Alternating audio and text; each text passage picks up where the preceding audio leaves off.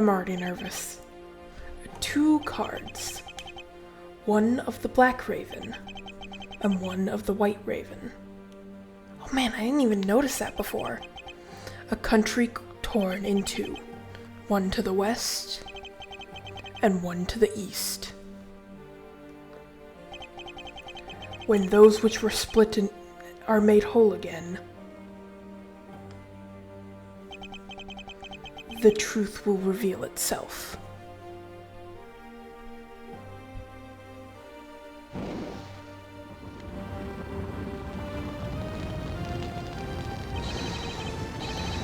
It's the Yatagarasu! The Yatagarasu's here!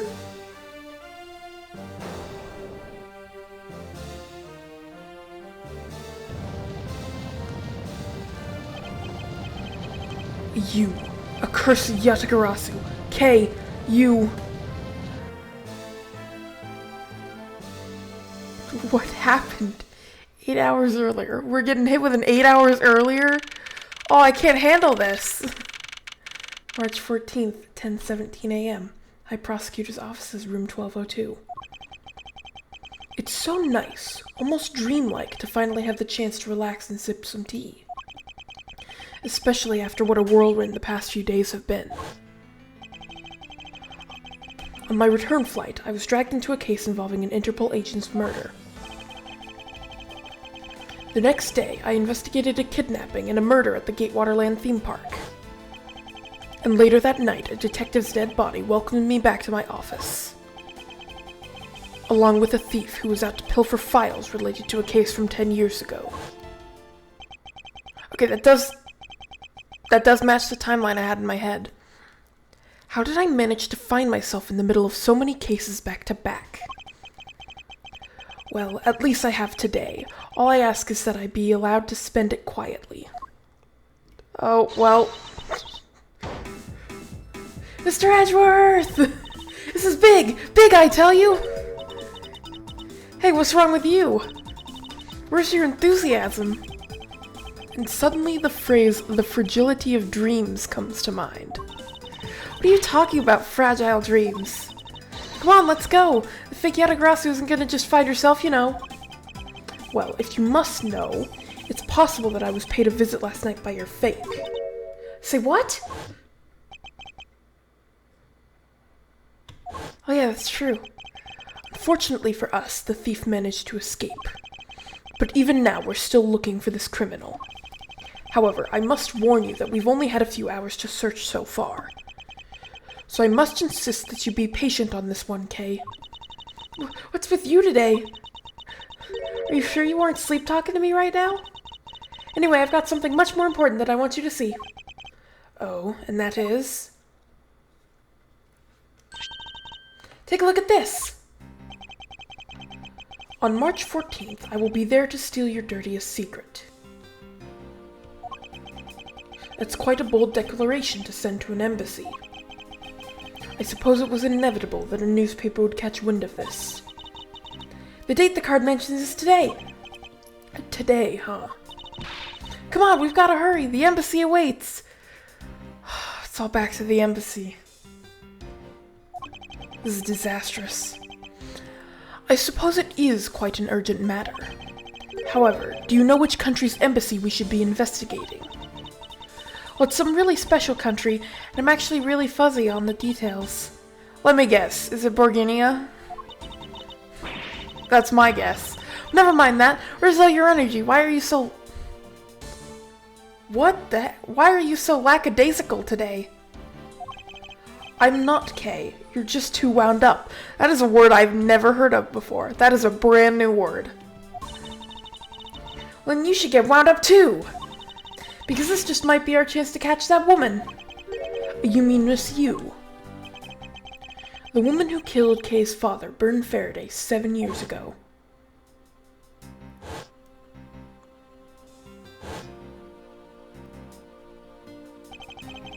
Callisto Yu. She claimed to be the great thief Yatagarasu, and then disappeared from the courtroom. Ah, she makes me so mad, the phony! Everyone knows that the real Yatagarasu would never send something like a calling card. till a company's underhanded dealings are made public. The target is always totally unaware that the Yatagrasu has paid them a visit. That's what makes the real Yatagrasu so awesome. The Yatagarasu's card that's shown in this article. It looks to me as though it could be genuine. See, that's the thing. Whoever it is, that person isn't the real deal, but has knowledge of the Yatagrasu. If this isn't a clue that that woman's involved, then nothing is. Yeah, fair enough. Come on, Mr. Edgeworth, out the door you go. Wait, there are a few preparations I must make before we go.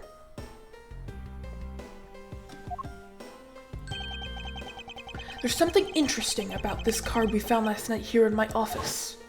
It's of a different color than the one in the article, which makes me wonder why. Oh, what's up? Any reason why you're boring a hole through the newspaper with your eyes? No. No reason at all. Very well. Seeing as how Ms. Yu is also someone of a special nature to me, I agree there is some merit to be found in investigating this. I knew you'd come around.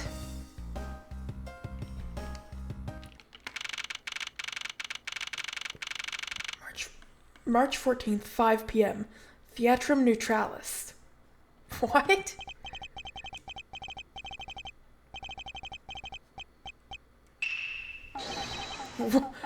By the light of this night's glorious moon, we are ready! Ready to embark on our nightly outing. And this is where our tale begins! Not the Steel Samurai again.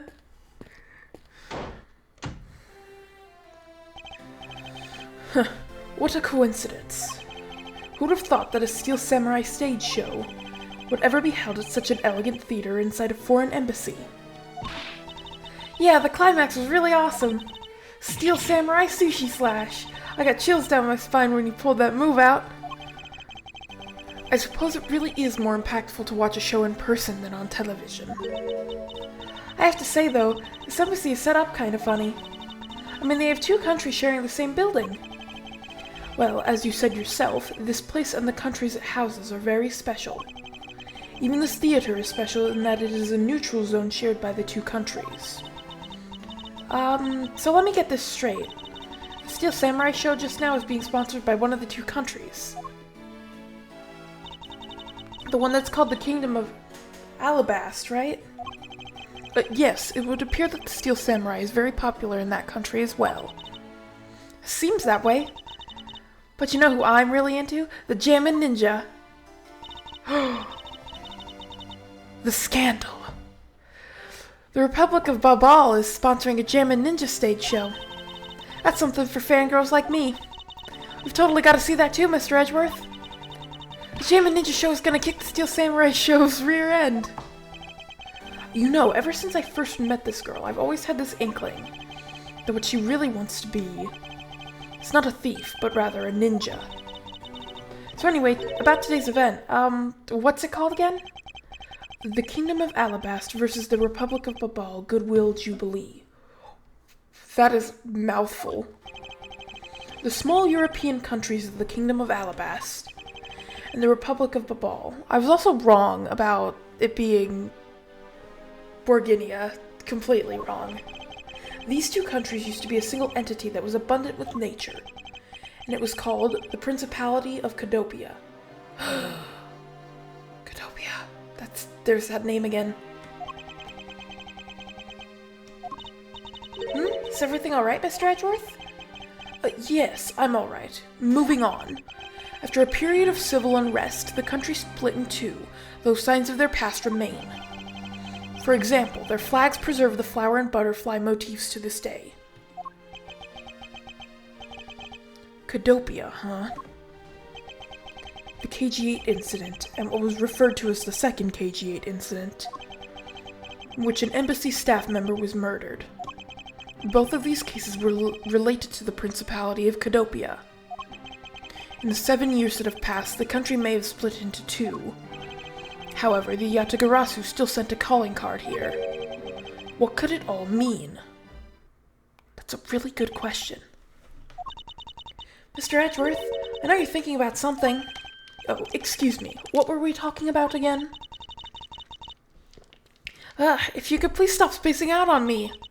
Anyway, we were talking about the Alabasta vs. Babal Goodwill Jubilee. Again, what a mouthful. The two countries have had a pretty bad relationship with each other, but supposedly they've been trying really hard to make up recently. That's why they decided to hold this event. If that's the case, then why the verses? Also, both countries claim to own the real Primadux statue, a national treasure to both. They're planning to have them publicly evaluated today to see which one's the real deal. Okay, need I remind you to take care and not succumb to your thieving desires. Well, when it comes to treasure, I can't help myself. You know that. She had better be saying that in jest. Hey, I can read your body language, you know, and you've got it all wrong. Look, I'm here to do some investigating. Investigating, I tell you! I know. And although we don't know if the Yatagarasu will really make an appearance, I suppose we should still spend some time examining this place.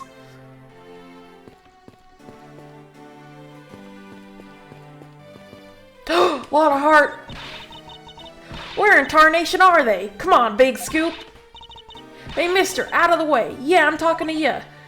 I seem to remember this woman from somewhere, yet my instincts are directing me not to engage in conversation with her. Perhaps it would be best if I left her alone. Oh, this is gonna be fun, I can already tell. I really like a lot of heart, okay? There are pamphlets about the two embassies here on this table. Do I have any evidence yet? I don't.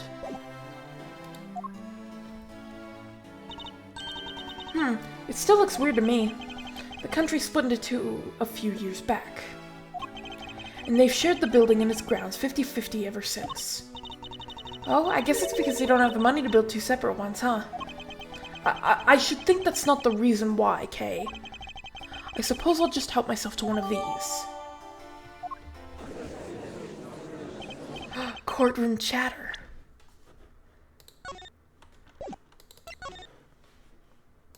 What else does it say?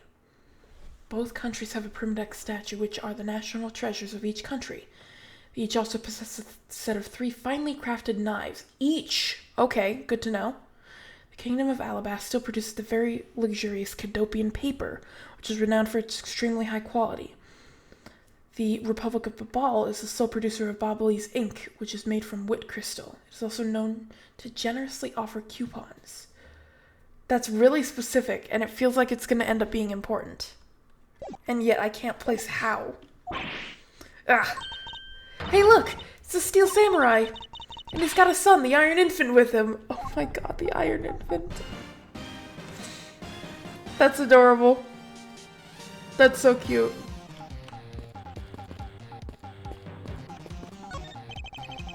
May I speak with you for a second? It's the Steel Samurai. Mr. Edgeworth, what are you glaring at him for? Please excuse me. It's just that I've never seen a superhero up close before.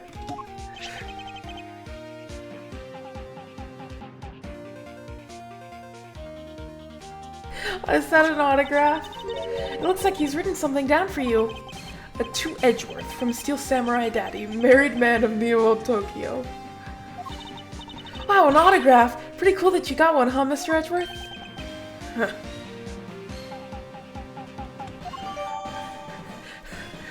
He loves it. Mr. Steel Samurai, Ambassador Alba is waiting for you. I need to look at this. That's great, he's even drawn the spear.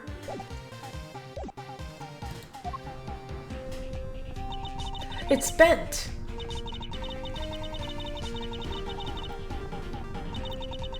The Steel Samurai isn't only here for the two countries tonight, but rather can be thought of as a goodwill ambassador from our own country as well. There he goes, off to spread goodwill to the world. He really does seem like a goodwill ambassador, doesn't he? Okay, we're shooting the next segment now. Cue camera. In just a few seconds, the Jammin Ninja stage show is set to begin. After the show, the Jammin Ninja will enter the Republic of Babal. He is set to meet with the Ambassador of Babal set at that time. Ah! The Jammin Ninja show is about to start! We've got to get back to our seats! Regrettably, I don't have much of an interest in ninjas.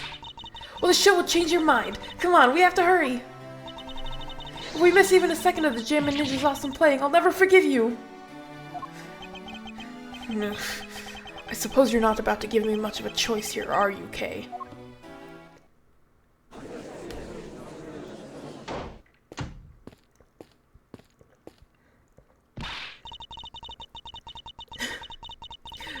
I could listen to that A Ninja Marked for Death's Lullaby song all day.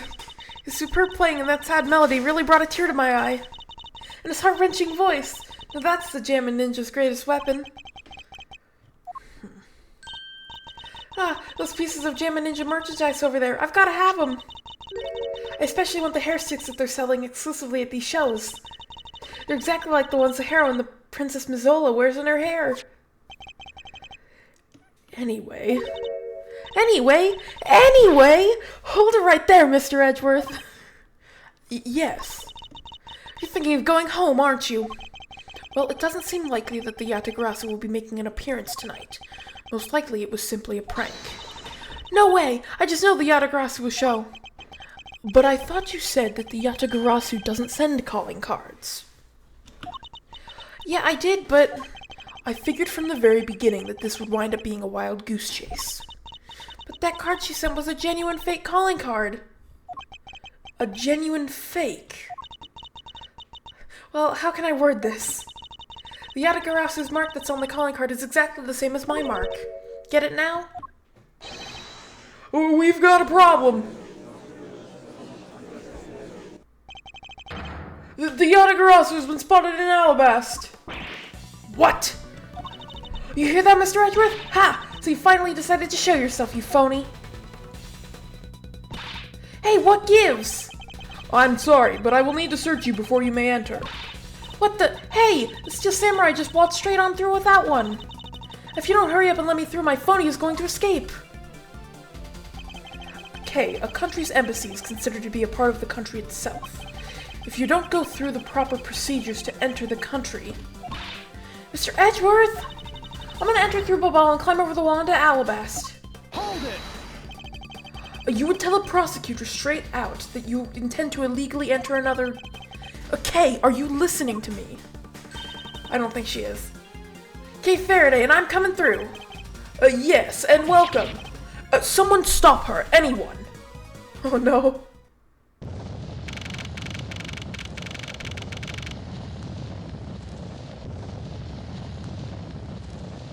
March 14th, 6:12 a.m. Oh no, that's like 8 hours after the beginning. Open air stage, which I probably could have guessed by the fire.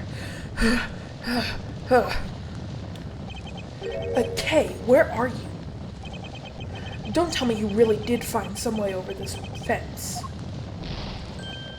Ugh.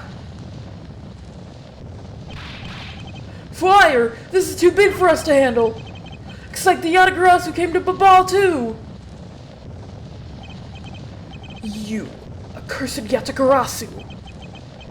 Okay, you had better be alright wherever you are.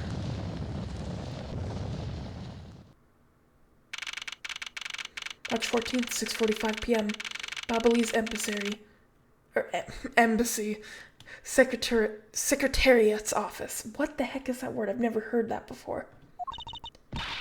I told you, it wasn't me! Oh, is she detained? Hold it! Okay, are you alright? Do I look alright to you? Now, can you do something about this woman? Mr. Edgeworth? Detective Gumshoe, what is the meaning of this? Well, sir, it's, this. It wasn't me! It was already dead when I ran in here, hot on the heels of the fake Yatagarasu. Look, I only came in here because I saw a suspicious person at the open air stage. A suspicious person. A long black coat and a hood over their head. I dare you to tell me that's not suspicious. When I saw that person, I immediately thought that they must be the fake Yatagarasu. So I chased after them into the embassy, then into here, and then lost sight of them. But I just know that person is the one who did it. What are you so worked up over? There's no reason for you to be this loud. Correct me if I'm wrong, but you're Agent Lang's secretary. Sheena, I believe that your name is, correct? And if you are making an arrest, I assume you have evidence that it was Kay who committed the crime. Is that also correct? You refuse to answer! She took off her glasses. I don't need to answer. You are merely a prosecutor in this country, meaning you have no investigative authority. Hey, pal! Just what the heck does what you said mean? If it happened here, it's under Mr. Edgeworth's jurisdiction, the end. And seeing as how this building is sitting on our soil, we can investigate wherever we'd like. Unfortunately, Detective, embassies are a different matter. Huh? This office is considered to be a part of the Republic of Babal, which means that anything that happens in here defaults to the control of the Babalese government and Babalese law, giving them exclusive extraterritorial rights. Extraterrestrial rights? Sir, do you really believe that the truth is out there? Basically, our country's laws do not apply inside the embassy of another country. That's what was agreed to by our respective governments. Our authority to investigate was effectively nullified the second we entered this place, which means we can do little here in this situation. No way, sir! Please leave this matter in Interpol's hands and go home. Mr. Edgeworth. Hey, you're not... Mr. Edgeworth! In that case, allow me to join your investigation. Oh, it's... What the heck? Miss Von Karma! It's not how I expected it to be. Ambassador Poleno, I truly appreciate you allowing me to join the investigation. It's really nothing. Manny was my secretary. Dang it, that word again. Manny was my secretariat, so of course I want to help you as much as I can. In fact, it's a blessing that Interpol agents were able to make it so quickly. Francisca. Well, I never imagined that I'd meet you here of all places. This is an embassy, meaning that you have no authority to conduct. Hold it! Already? What is it? Ambassador Poleno. And you are? I'm Miles Edgeworth, public prosecutor. I ask that you please allow me to investigate this case as Miss Von Karma's assistant. Assistant? Miles, what the heck do you think you're... please, I implore you, Ambassador Poleno. Very well. I'll be counting on the two of you, Miss Von Karma and Mr. Edgeworth. What did you mean by you'll be Miss Von Karma's assistant? I don't exactly have a choice, do I, Detective? If I don't become Francisca's assistant, I can't participate in this investigation. There you go again, running at the mouth with that aloof expression on your face. Francisca, please. I don't know what you're planning quite yet. But at least I do know one thing. So you are now my subordinate. Just remember that my whip is always ready to wake you should you have a brain lapse. Of course, I'll keep that in mind. If you are done playing games... Right, let's begin the investigation. By the way, Detective, I suppose it's a bit late to be asking, but why are you here? Well, better late than never, I guess, sir. I was placed on guard duty for the Babalese embassy today. And why are our police guarding an embassy? Well, on account of the card they got from the Yatagarasu. They called us up and asked for our help, sir.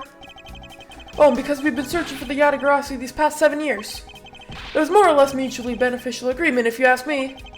Except for how mutually unbeneficial this has all turned out to be, I suppose. It looks like you failed to competently perform your guard duty yet again.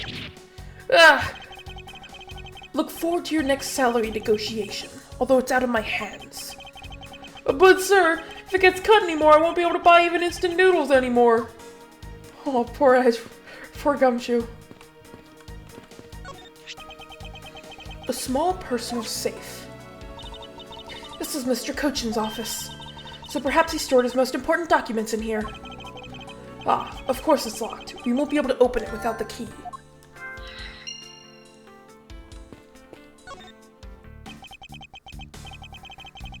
So our victim was the secretariat of this embassy, I take it. Manny Cochin. I heard that he was an admirable person. Very admirable. The cause of death is a stab to the base of his neck.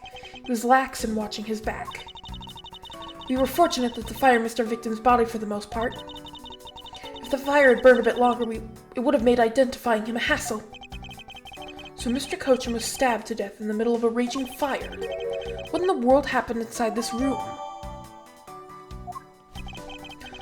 I won't rest until I've inspected every suspicious-looking nook and cranny. Okay, I've got 3 things to look at. Is this knife the murder weapon? Some preliminary testing has been conducted. According to the results, the blood on that matches the victim's blood. The blade's shape was also found to be consistent with the stab wound. I suppose this means that we now know the crime was committed with this knife. Well, this knife's got some really fancy ornamentation going on, huh, sir? This thing practically screams artsy at me, too. Oh, it's so covered in blood, just like the last thing that I said was artsy. But the handle is pristine. There's not a single drop of blood on it. Speaking of the handle, I believe it has a butterfly motif. It's very beautiful. Really? Butterfly motif?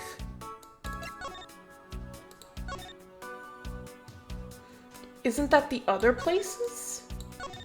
Or no, we're in the Republic of Babal, aren't we? Okay, butterfly motif is fine then.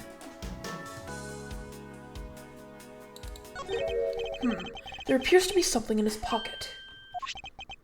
This key. It can't be. Isn't this the Yatagarasu's key that was stolen 7 years ago? What? But that's... Huh? 7 years ago? Oh! Oh, you mean that case where I was framed, sir? Yes, it's the piece of evidence that stole the life of Kay's father 7 years ago, which was then stolen by Callisto Yu. Whoa, what? Mr. Faraday was killed with this key, sir! I thought he was killed with a knife! Eesh! Scruffy! At the very least, try to remember the details of crimes you were a suspect in. Francisca, as you will recall, Detective Gumshoe was not present when Miss Yu made her escape. Plus, even among law enforcement, only a few knew of this key's existence. I doubt that a new rookie at the time would have been made privy to such knowledge. I feel like the victim right now, all trampled on, sir. I suppose I'll just have to fill you in now. The secret to this key is... it turns into a knife.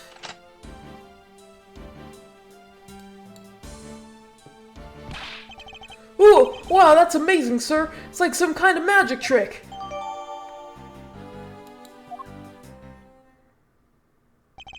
It has a flower motif. I knew it. This is the same exact piece of evidence that Miss Yu took with her. This has a flower motif like the other embassy. The flag of the Kingdom of Alabast. I didn't even think of that.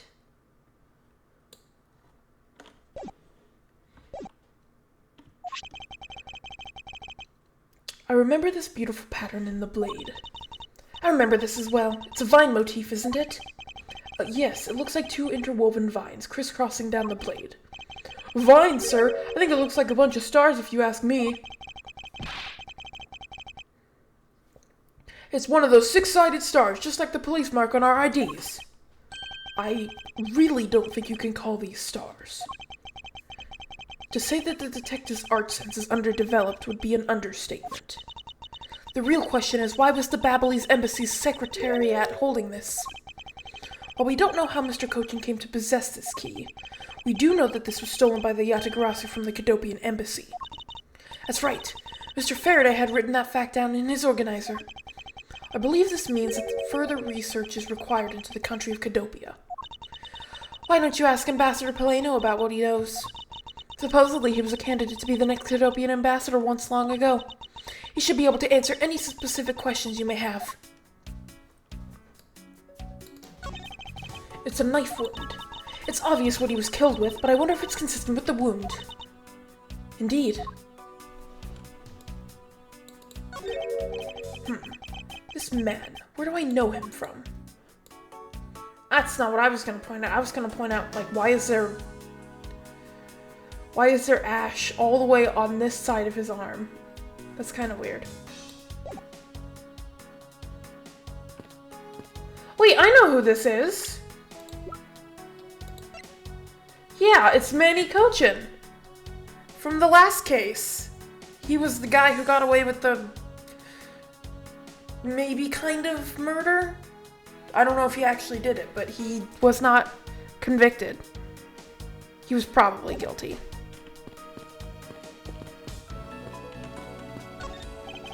This ceiling fan must have fallen from the ceiling.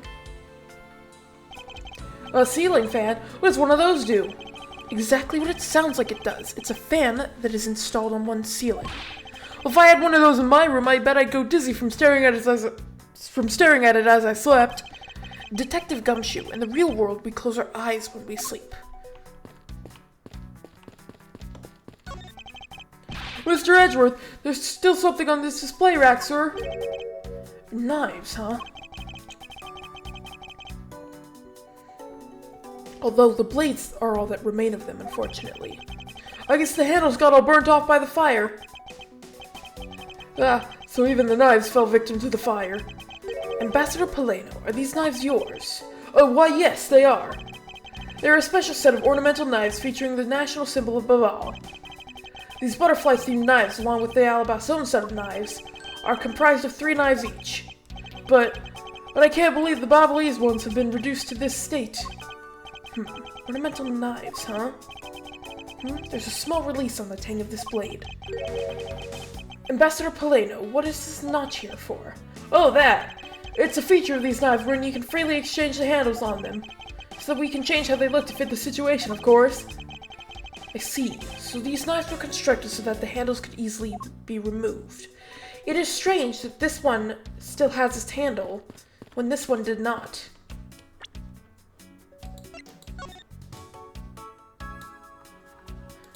It's got the same butterfly motif I would expect to see.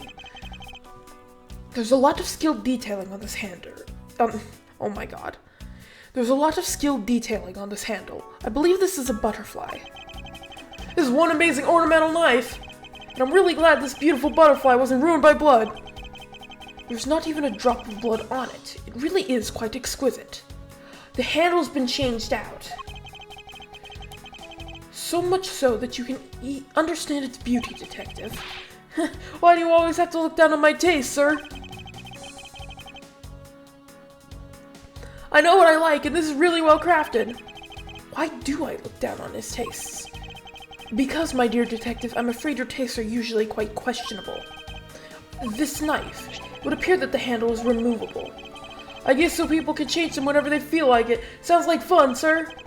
I don't think people will remove the handle just for fun, detective. Can we remove it right now? It would be very convenient if we did.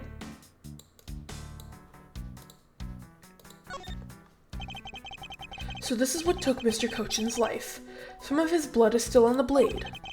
Wow, I've been a detective for 7 years already. I've seen a lot of weapons in my days. The knives that were used to kill are always the hardest for me to bear. Yes, unlike guns, this is one weapon where you're likely to find the victim's blood on it. Yeah, just like how this one is practically drenched in it, huh, sir? Despite that, it looks like the blood managed to miss the handle somehow. Because the handle was replaced, obviously.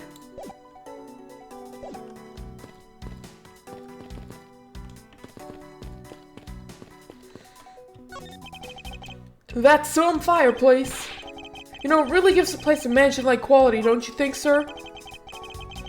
Ooh, if these are a staple in every Babalese house, then I bet Santa Claus pays them a visit too. Just how old are you again, detective?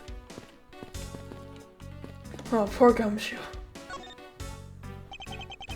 I can't believe that Manny fell among thieves tonight. Without him, I have no idea what my schedule for tonight is. Ambassador Paleno, I believe your schedule tonight will consist of listening to reports from the police. That and only that. I ask you to cooperate not only for your own sake, but for Mr. Cochin's as well. You're a rather strong man, aren't you? How fascinating. Here, I know it isn't much, but I'd like you to have these. I'm sorry, but it would be against my principles to accept a bribe.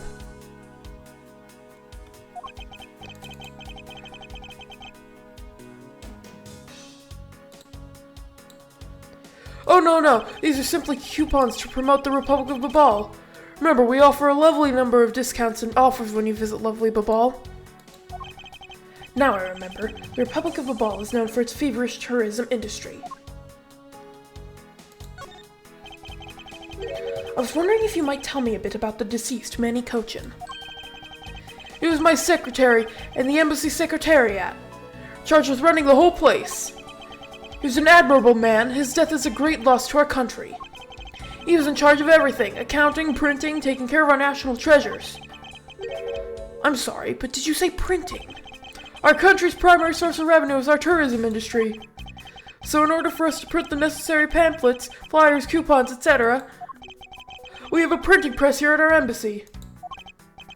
I see. Please excuse my forwardness. However, I feel I should mention that I have the distinct impression that I've met him before. Oh, yes. Since you are of the legal profession, I suppose you just might have. After all, Manny was involved in the KG-8 incident. The KG-8 incident. The defendant who was found innocent in that case was Manny. So your Mr. Coachman is the same man as the one in that case. It's been 10 years. Manny recovered personally from that case and dove enthusiastically into this job. He was the one who planned this event and was to oversee the embassy's renovations. It really is a shame. He had such a bright future ahead of him. What exactly did you mean earlier by renovations? We can't have tourists and visitors to our embassy think we're a poor nation, can we? So renovating the embassy is something of an investment. We may have a rather paltry budget, but we're trying our best to make do. However, I guess the only person who could have helped us do our best now is no longer with us. Ambassador Palenio. Dang it. Ambassador Palenio, I was wondering if I may ask you about Cadopia. Cadopia? Alright, what would you like to talk about?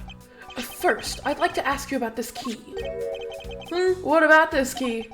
I found it sticking out of Mr. Kochin's pocket. I believe it originally belonged to this embassy. Is that correct? Upon closer inspection, it seems that this key is shaped like a butterfly. That's not all about this key. It's also capable of changing into a knife. Whoa! How fascinating! Is it possible that the ambassador didn't know about the existence of this key? In its knife form, there's a flower mark at the base of the blade. I guess this knife might be from when we used to be a part of Cadopia. Hold it! And how did you come to that conclusion? It has both of Cadopia's national symbols, the butterfly and the flower. Does it have the butterfly?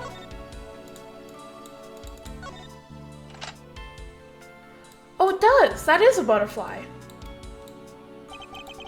We discovered this trick 7 years ago, and with it we were able to corner Miss Yu. But who would have thought that I'd see this key again after all this time? I didn't even think of this as a butterfly. It's not that far-fetched to think that the end of this key was meant to be a butterfly. Oh, this definitely is a butterfly. Wow, okay, I'm just stupid.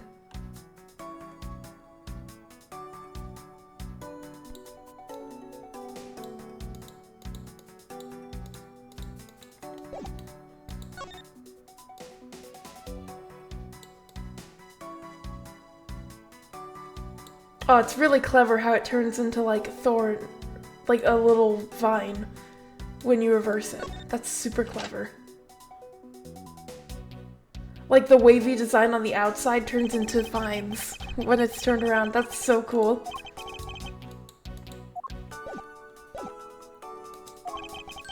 I suppose Manny used this key here at the embassy back when we were still Cadopia. Ambassador Palenio. This key was stolen from the Cadopian embassy 7 years ago, by Callisto Yu, otherwise known as the Great Thief Yatagarasu. Oh, really? You were not aware that Miss Yu had broken into this embassy at that time? I'm sorry I can't be of much help. I'm not very familiar with the details, you see. I only became the ambassador after Babal became its own independent nation. But if Manny were still alive, he would probably know about what happened back then. Mr. Kochin and Miss Yu knew each other 7 years ago, but that doesn't explain why I found the Yatagarasu's key here in the present. It is strange. This clock is basically untouched by the fire. It looks like this was once a magnificent grandfather clock, but it has fallen victim to the fire. Has it really? It has a slight bit of ash on the corner, and that's it. Hey, Mr. Edgeworth, is it okay for me to talk about the clocks in my house, sir? If they're unrelated to the case, I hope that you will refrain from sharing, but...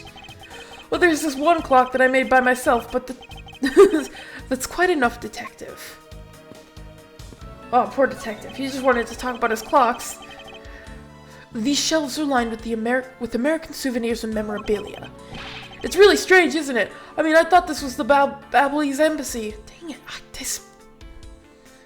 It's hard to say these words. So, why are there so many American souvenirs, sir? Perhaps the Babalese are studying American culture in our tourism industry.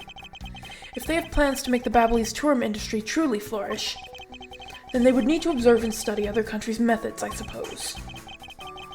Speaking of tourism, I got these from the blonde guy earlier, sir. He said that if I bring these with me to Babal, I could trade them in for a few buffets. Oh, so how do you expect to travel to Babal? Well, the whole world is connected by the ocean, sir. And for an all-you-can-eat buffet, I'd swim all the way to Babal if I have to. And a few simple coupons really motivate people to do such fantastic things. Hey, it's another butterfly. I believe it's the symbol of the Republic of Babal. A drawing this big on the wall of an embassy. It definitely conveys a sense of overwhelming patriotism. Well, I've got a lot of patriotism too, sir. The reason I became a cop in the first place was because I wanted to protect our country. You may want to, detective, however I have yet to see the fruits of your desire. You don't have to be so blunt about it, sir. Okay, are you alright? You believe me, don't you, Mr. Edgeworth? You don't think I did it, right? Yes, of course I don't, and I promise to prove that it wasn't you. That's enough chit-chat. You can investigate all you like, but it's only a matter of time before we take her in. It would be wise of you to give up while you can. No, I don't think so. Kay isn't lying, and my investigation will prove that to be true. Go ahead and try then if you're that confident. I can't allow this to continue on this way. I must prove her innocence post-haste.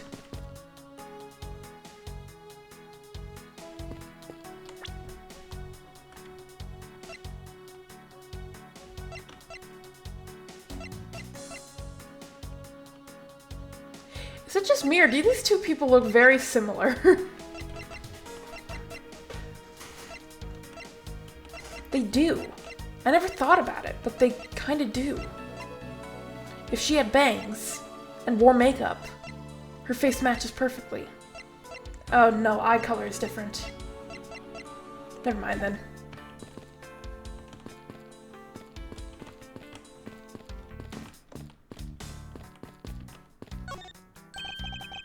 Because this is a national treasure, can I ask that you please not touch it?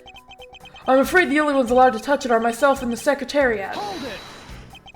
But there's a possibility that it is related to the murder, wouldn't you agree?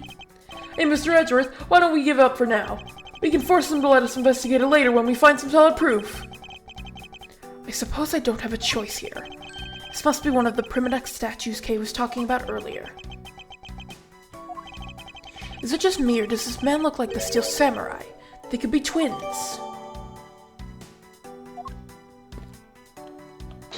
Okay, let's connect some logic, I think.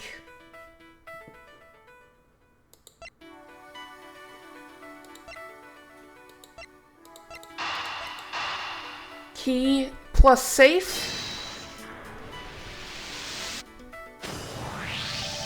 We know for a fact that the Yatagarasu's key was used at this embassy. Furthermore, we found it in the victim Mr. Kochin's pocket, which leads me to think that perhaps it is the key to the personal safe in this office. Good thinking, sir. Let's go try it out. It appears I was correct. The key that was left to us in the victim's pocket.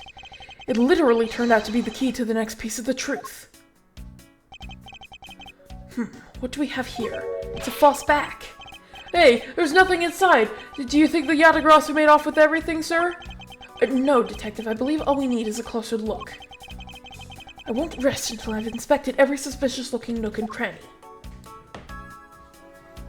The whole thing is a false back. It looks like such a serious safe, but there's not a scrap of paper inside. Which reminds me, the safe in your office is just as empty, huh, Mr. Edgeworth? It's merely a coincidence that both safes are empty, Detective. We'll make that a triple coincidence, because my piggy bank at home is empty too. I don't think there's anything coincidental about that, Detective. Phew. What is this here? It looks like the ripped corner of a piece of paper, sir. No, I don't think it's ripped. It seems more to me like it's stuck in the safe. Hey, you're right. It won't budge an inch, not even when I tug on it. But I don't think I've ever seen paper stuck on the inside of a safe before. Detective, I think you have it backwards. It's not the paper that's strange. It's the safe. Look at the dimensions. What do you mean? What I mean is that the secret to the safe is that it has 2 compartments. Even just eyeballing it, you can see that the inside is a bit too shallow. Furthermore, with the unnatural way the paper is stuck at the back of the safe, I'd say that there is an extra bit of space behind the back wall of the safe. In other words, the safe has a second compartment. What? I suppose that you are correct in asserting that the paper is stuck in an unnatural manner. However, if what you say is correct, and there is a second compartment, how do we go about opening the door to it then? As you can see, there is no other lock or keyhole in sight. Actually, there is one more spot of interest to me on this safe. Oh? Yes, and I believe that spot is the keyhole to our mystery second lock. The safe and its locks. Alright then, since you're so sure of yourself, show me how you deduced your answer. It's pretty clearly right there. Is this spot somehow connected to any of the evidence I hold? The key.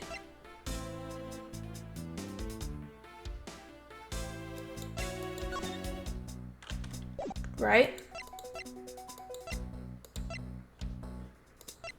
Eureka! Doesn't the shape of this keyhole remind you of something, Francisca? The shape does look very familiar. However, I believe it's simply a latch hole for the safe's lock mechanism. It's just for keeping the door shut, nothing more. Hold it! Is that so? The person who used this safe, Mr. Cochin, made sure the safe had 2 compartments in order to hide something. You honestly think someone like that would allow the keyhole to the hidden half to look so obviously like a keyhole that even the average person could figure it out? You can't be serious! Are you saying that this hole is the keyhole to the hidden compartment of the safe? That's precisely what I'm saying. Duh. And I will prove to you right now that the Yatagarasu's key is the key that will open it. Objection! The Yatagarasu's key? Miles Edgeworth, this had better be a very bad joke. Sorry, but this is no joke. The Yatagarasu's key is the very key that will open the second compartment in the safe.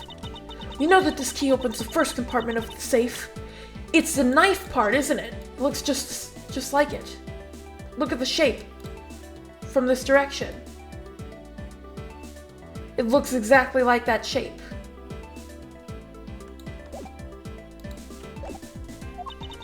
But the keyhole you're talking about is of an entirely different shape than that of the key.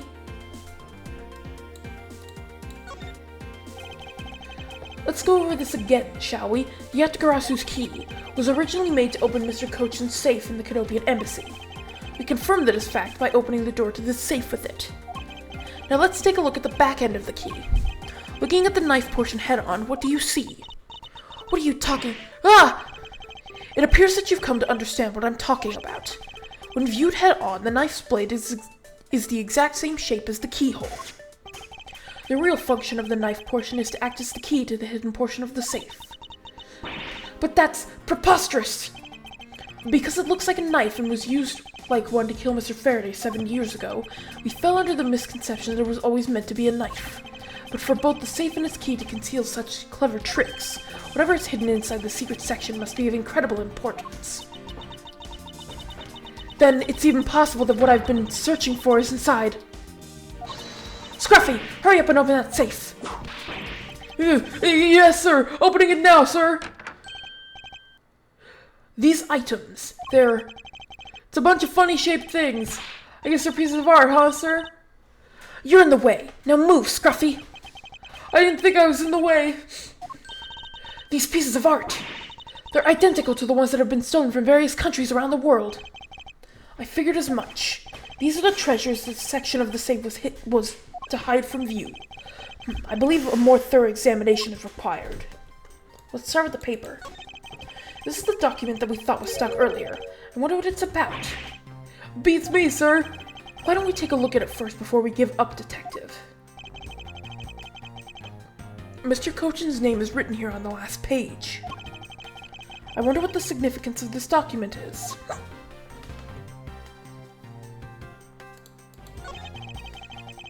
These are pieces of stolen art from around the world. I wonder how much they're worth, especially this one. Ugh! Scruffy, don't touch those valuable pieces of art with your filthy hands. Why, do you have any idea what would happen to you if one of them were to break? Is it just me, or did she hit one of the pieces of art just now? That's it?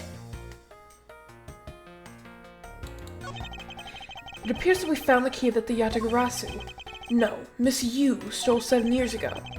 Since it was originally from this embassy, maybe she came back to return it. I don't think she's the type to be so kind as to do such a thing, Detective. Okay, then what do you think, sir?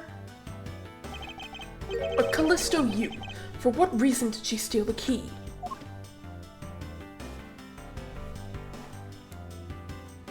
It's a good question. There's nothing here.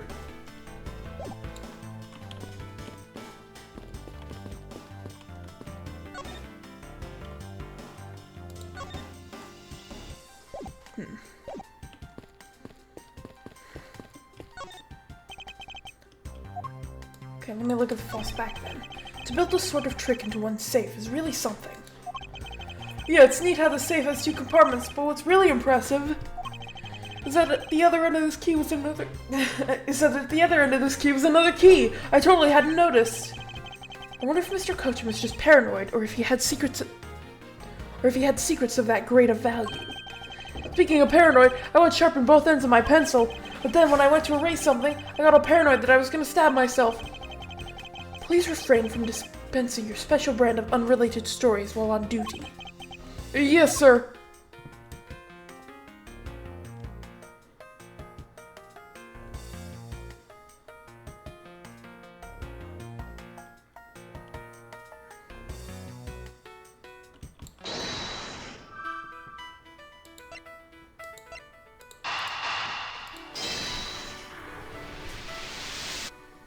Yeah, I mean, these pretty clearly fit together.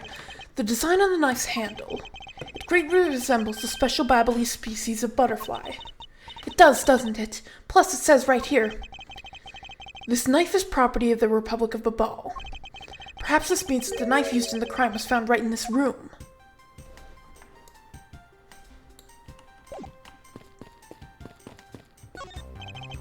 Mr. Edgeworth, there's still something on this display rack, sir. Knives, huh? Oh. Okay, this is just a repeat.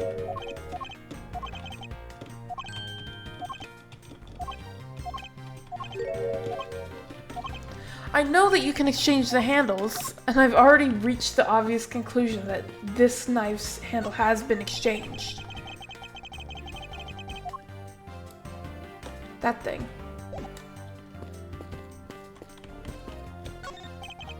Sorry, but Interpol is still conducting its investigation beyond this point. I'm a subordinate of Miss Von Karma. Is there some reason why I'm being denied access? My superior clearly stated, don't you dare let anyone near the site. You got it? If I let you examine the site, my superior would get really angry at me. You know, Mr. Edgeworth, I feel really bad for the guy, so why don't we do as he says? Yes, I suppose we might as well.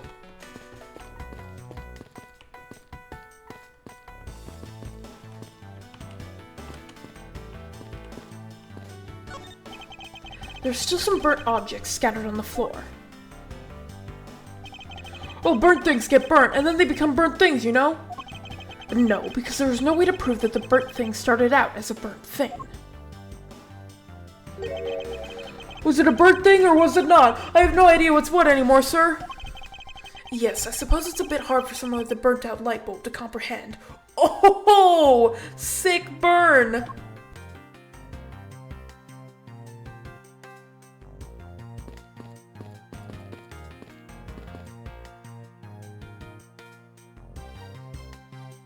Okay, where else do I look? I guess I could talk to Francisca. Miles Edgeworth! What is it? Let me tell you something. You're currently my subordinate, and if you wish to convince everyone else of that, you will speak to me with respect. What's with the giddy glint in her eyes? I don't think that will really be necessary, Francisca. Oh, really? Well, it doesn't matter. It doesn't change the fact that you are still under me.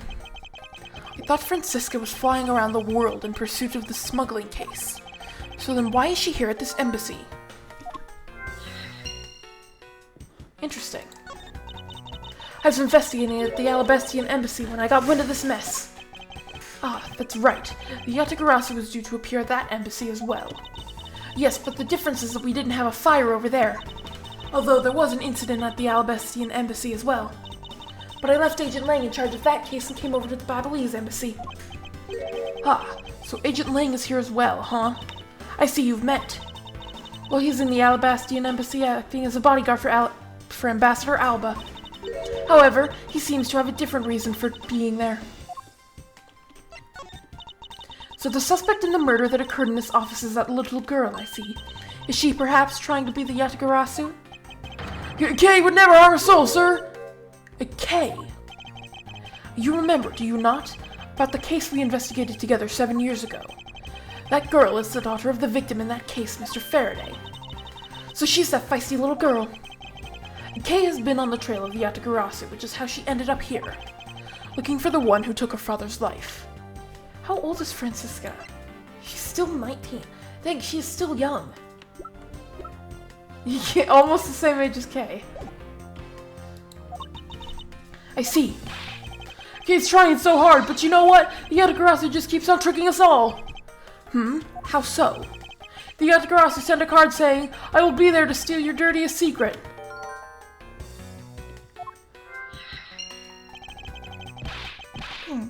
But all we've had is an arson and a murder. The Lab Boys are going in circles. You know what this is, sirs? It's a breach of contract and it's going on the rap sheet. If you ask me, I'm perfectly fine with the fact that nothing was stolen tonight. I do wonder, though, if Callisto Yu really is the Yatagarasu.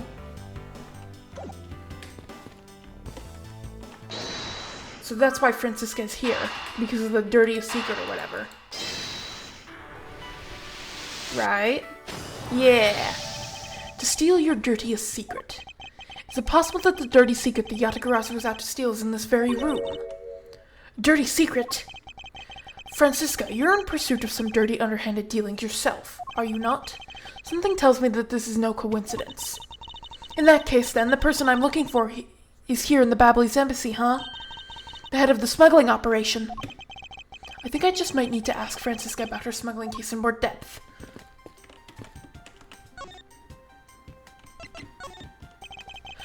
Francisca, when last we talked, you said that you were on the trail of a smuggling ring.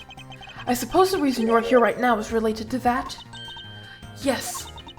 After analyzing the intel we've gathered from various countries, this embassy rose to the top of our list of sites to investigate. And this is what tipped us off. This accounting document. 2 out of 3. I bet I have 1 in 3 out of 3. It's only 1 page of the whole thing, so we're not sure about all the details. However, it's enough for us to grab onto the tail of the beast. For you see, this type of paper was made only in the Principality of Cadopia. Which means that somewhere in this countries of Alabas and Babal is the head. The one pulling the strings behind the entire smuggling ring. That's Francisca for you. She's amazing, pursuing this case with all she has. That's just a piece of evidence I needed to make sense of something in this safe.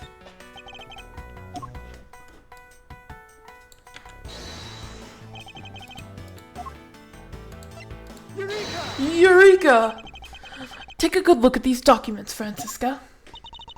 It says that there are 3 pages in total, and yet there are only 2 here. Correct. Now take a look at the smuggling activity document in your possession. Tell me, is it not possible that your page was taken from this set of 3? Well, it certainly looks that way. By putting our multi-part puzzle together, we seem to have arrived at an answer. And it seems that you have found what you were looking for. Yes, and with this it has become crystal clear. And Mr. Cochin himself was responsible for the mass smuggling of Babalese ink. Babalese ink? Bablies Inc. is a special product of the Republic of Babal. However, due to a special reason, only a limited volume is ever exported. Hold it! And that reason is... That's classified, it's on a need-to-know basis, and you don't need to know. In any case, it seems that the head of the smuggling ring is our victim, Mr. Manny Cochin. His base was in an embassy, thus it was hard for both our country and his to interfere, making it the ideal conditions under which to run a smuggling operation. But it's so frustrating.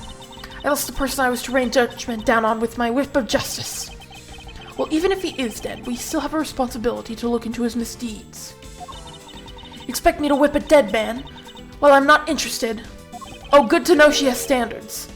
Francisca, you must know that Manny Cochin was the suspect in the KG-8 incident. Of course I know. On top of being the head of the smuggling ring, there's the matter of what really happened in that case that needs to be resolved.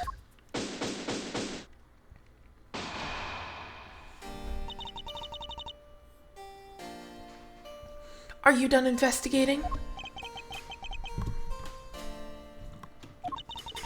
You realize now, don't you, that this girl is the only one it could be? Now come along quietly, Yatagarasu, Kay Faraday. You are under arrest for the murder of Manny Cochin. Mr. Edgeworth! Please, you have to believe me, I didn't do it! I chased the fake Yatagarasu in here, and he was already... You have the right to remain silent. Anything you say can and will be used against you. Hold it! I'd like to help you reduce the number of mistaken arrests Interpol makes. What is that supposed to mean?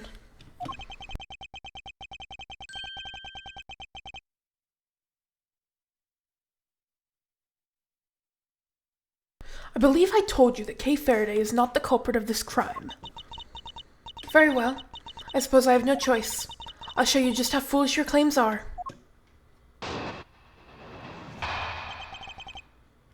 Virus King. Even your police confirmed that the Yatagarasu infiltrated the Babylonis embassy tonight.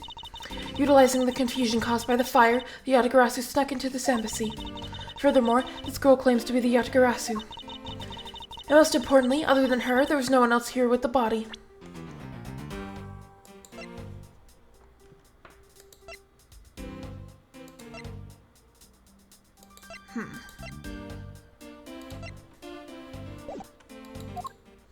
Well, that is a bit troubling. Your reasons for suspecting Kay is because you think that she is the Yatagarasu.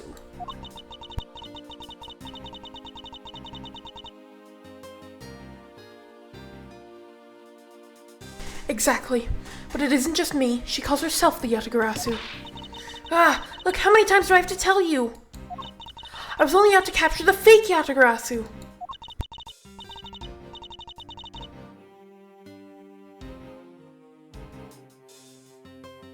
Imposter or not, it matters not. A Yatagarasu is a Yatagarasu. Very well, then I shall prove that Kay is not the Yatagarasu who killed Mr. Manny Cochin. Go ahead and try. Show me what the prosecutors of this country are made of.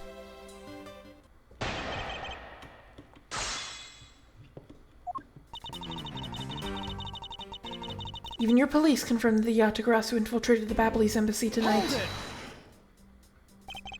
They may have confirmed it, but are you telling me that no one could catch the thief? If so, you're basically admitting that the Yatagarasu that committed murder eluded us.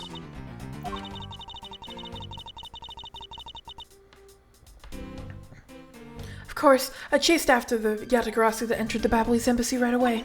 And that is also why I'm making this arrest right now. Because at the end of my long chase, it was only this girl. No! In any case, this is what I believe happened tonight. Utilizing the confusion caused by the fire, the Yatagarasu snuck into this embassy. Hold it! The confusion caused by the fire? Are you saying the Yatagarasu was not the arsonist who started the fire? A suspicious person in a long coat was spotted in the area. Officers in the area claim to have seen that person start the fire. It sounds like we have a phantom in our midst. Yeah. In a way, he could be considered a phantom, the way he randomly appears. Furthermore, this girl claims to be the Yatagarasu. Hold it! Just because he calls herself... Oh my god. Just because she calls herself that, it doesn't prove that she's a killer. No, but it does give her a motive. The Yatagarasu sent a card saying, "I will be there to steal your dirtiest secret." Furthermore, there are documents pertaining to some smuggling activity in this room. She obviously wanted to steal them. So she killed Mr. Cochin for the key. I see. Your logic is very sound. I expected nothing less of Agent Lang's secretary. However, that statement just now didn't sound right. It might just be the opening I need.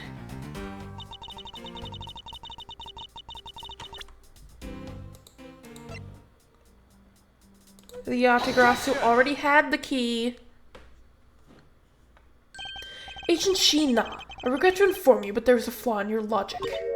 Oh? Even if you claim that she is the killer, and that the Yatagarasu... I am certain that securing the smuggling documents is not the motive behind the murder. The key to the safe in this room was found on Mr. Cochin's body. Furthermore, the Yatagarasu would not be so stupid as to leave without the documents.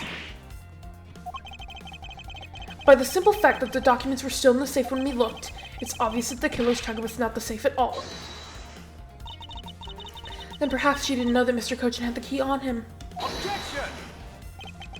If that's the case, then why would she have needed to kill him? Because I can think of no reason for her to kill him if she had not known that fact.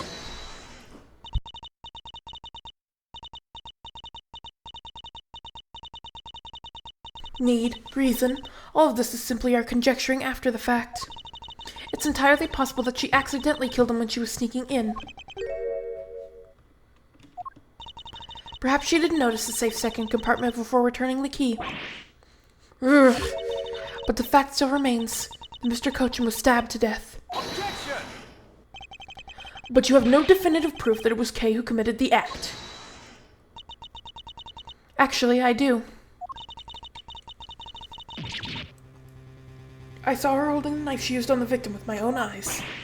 What?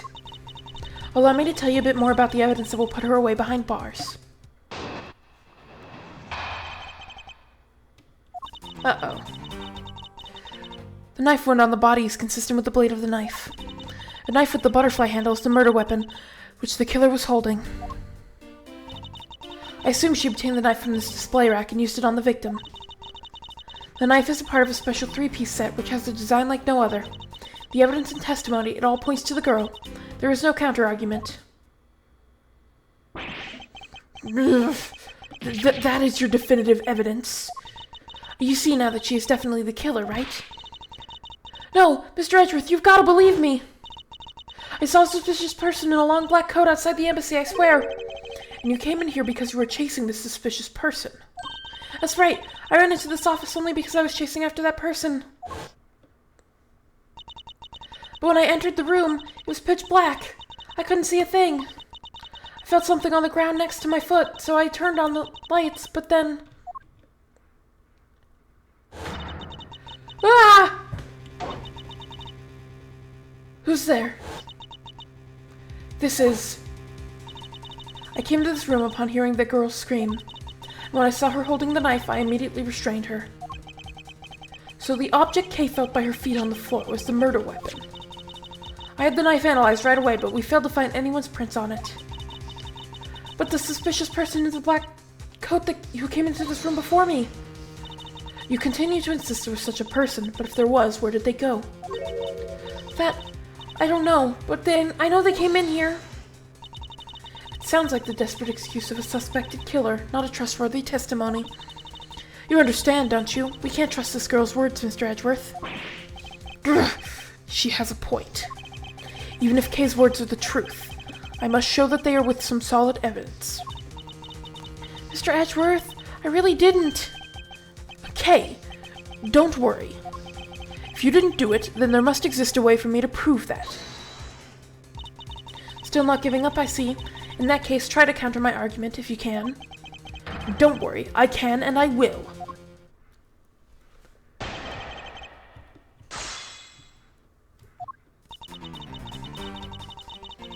Knife wound on the body is consistent with the blade of the knife. Hold it! Does this mean that you already have the results back? We've confirmed that the shape of the Babyliss knife blade matches the wound. Please don't confuse the efficiency of Interpol's forensic teams with your own. Objection!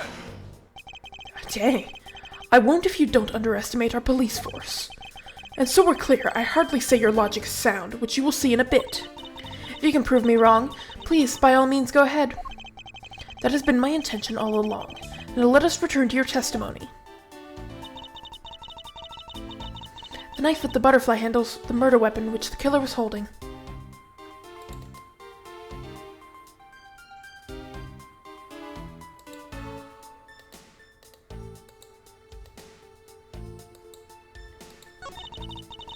The wound on the body is consistent with the blade of the knife. Hold it! That's probably the thing I'll end up needing to refute that it's the murder weapon. You mean to say that you saw Kay hold the murder weapon with your own eyes? I was also on the search for the Yatagrasu. When I heard that girl scream coming from this room, I rushed over straight away. When I arrived, I saw that girl standing there motionless with the knife in her hands. But I already told you, I only came in here because I was also after the Yatagrasu. The suspicious person I saw when I came into this room. But when I entered, it was pitch dark. I felt something by my foot on the floor, so I turned on the lights, and then you found out that it was the murder weapon at your feet. How many times do I have to tell you? We can't trust the words of a suspect. The only thing you'll accept is evidence, is it?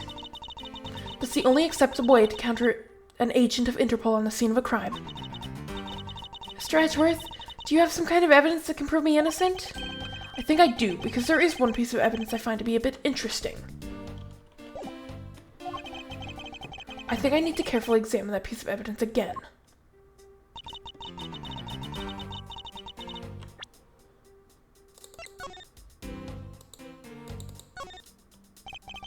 There's a lot of skilled detailing on this handle. It would appear that the handle on this knife is removable. I guess so people can change them whenever they feel like it. Sounds like fun, sir! I don't think people would remove the handle just for fun, Detective. Let me remove it.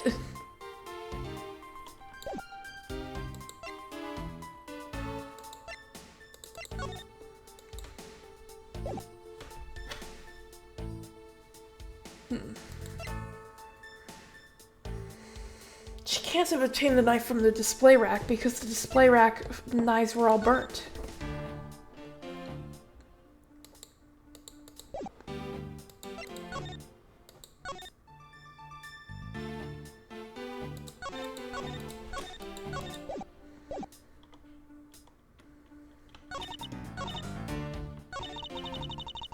The knife is part of a special 3-piece set which has a design like no other.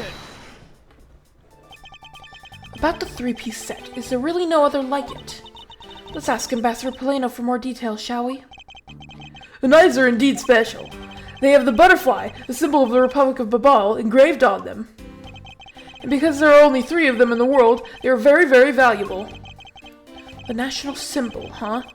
The knives are covered in the butterfly design. Along with the Alabastian set, our representative countries only have 3 knives each.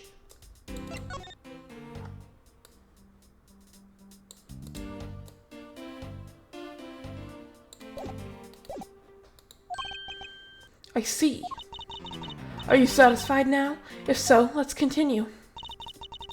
The evidence and testimony, it all points to the girl. There is no counter-argument. No, I believe there is still room for debate, and I'll thank you not to decide that for me.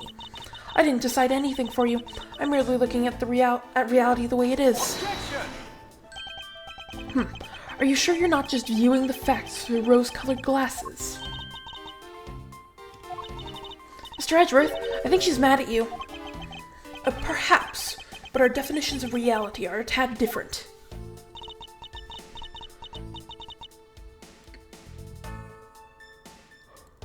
Are the 2 of you done chatting?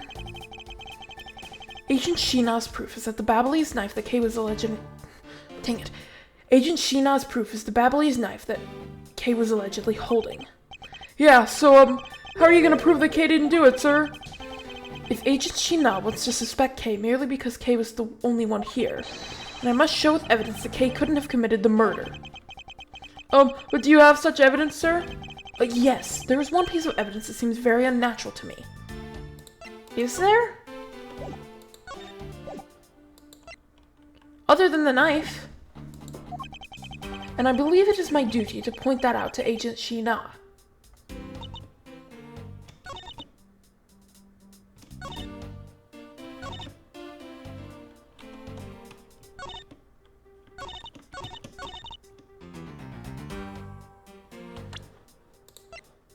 Objection! Yeah, it's because the handle has no blood. So the murder weapon was the knife with the butterfly design on it. But is that really the truth? What are you getting at? I'd like for you to take a look at this.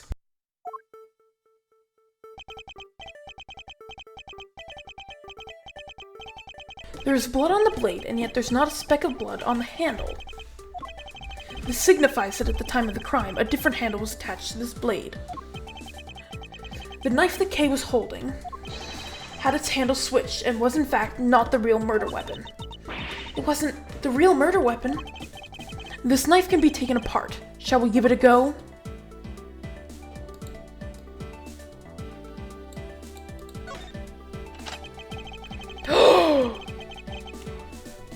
It's the other embassy's knife thingy on the blade itself! As you can see, the Babyliss knife has now been disassembled into two parts. The killer must have pulled the murder weapon out of the victim's body and proceeded to swap the knife's original handle with this butterfly one. It was all to create the illusion that Mr. Cochin was killed with the butterfly-themed knife. This should clear up any and all suspicion surrounding Kay. Your argument isn't airtight yet. How so? It's possible that the girl herself is the one who switched the handles. That's technically true. It's an engraving of the national symbol of the Kingdom of Alabast, which is a flower. Though hidden by the handle, it shows that the knife was conceived in patriotism. Hold it! Don't be ridiculous. For what purpose would she do such a thing? I don't care to know how a criminal thinks. The way they view the world is beyond the comprehension of a normal person like myself. Therefore, I wouldn't put anything past them, no matter how odd it may seem. Objection! The truth is right there in front of you, and this knife will show you the way. You will come to see that Kay is not, and could not, have been... oh my god. You will come to see that Kay is not, and could not have been Mr. Cochin's killer. What is this mark on here? It's the mark of a flower. I assume you know what this means? No, not really. Butterflies rest on flowers all the time to drink their sweet nectar. And so they do. However, would this butterfly really drink the nectar of this flower? The answer is clearly not a chance. Now to prove the relationship between the butterfly and the flower with this. It's the embassy guy. Take that! You can't be serious. It appears that you've made the connection. The flower on this blade is designed after a certain country's national symbol. That's right, the Kingdom of Alabast. In other words, this blade is from one of Alabast's ornamental knives. This part of the knife handle has Babal's national symbol of the butterfly on it. Therefore, it is undeniably Babyliss in origin. But as we both know, you can't kill someone with just a knife handle. Incidentally, when exactly did the murder occur again, Agent Sheena? After the fire had broken out. That's right. Kay entered the Babyliss embassy after the fire had taken place. Furthermore, she had not been to the Alabastian side of the building before then. On top of that, not a single person passed between the two countries during the fire, which means that Kay could not have transported an Alabastian object over here. This makes it impossible for her to be the true killer.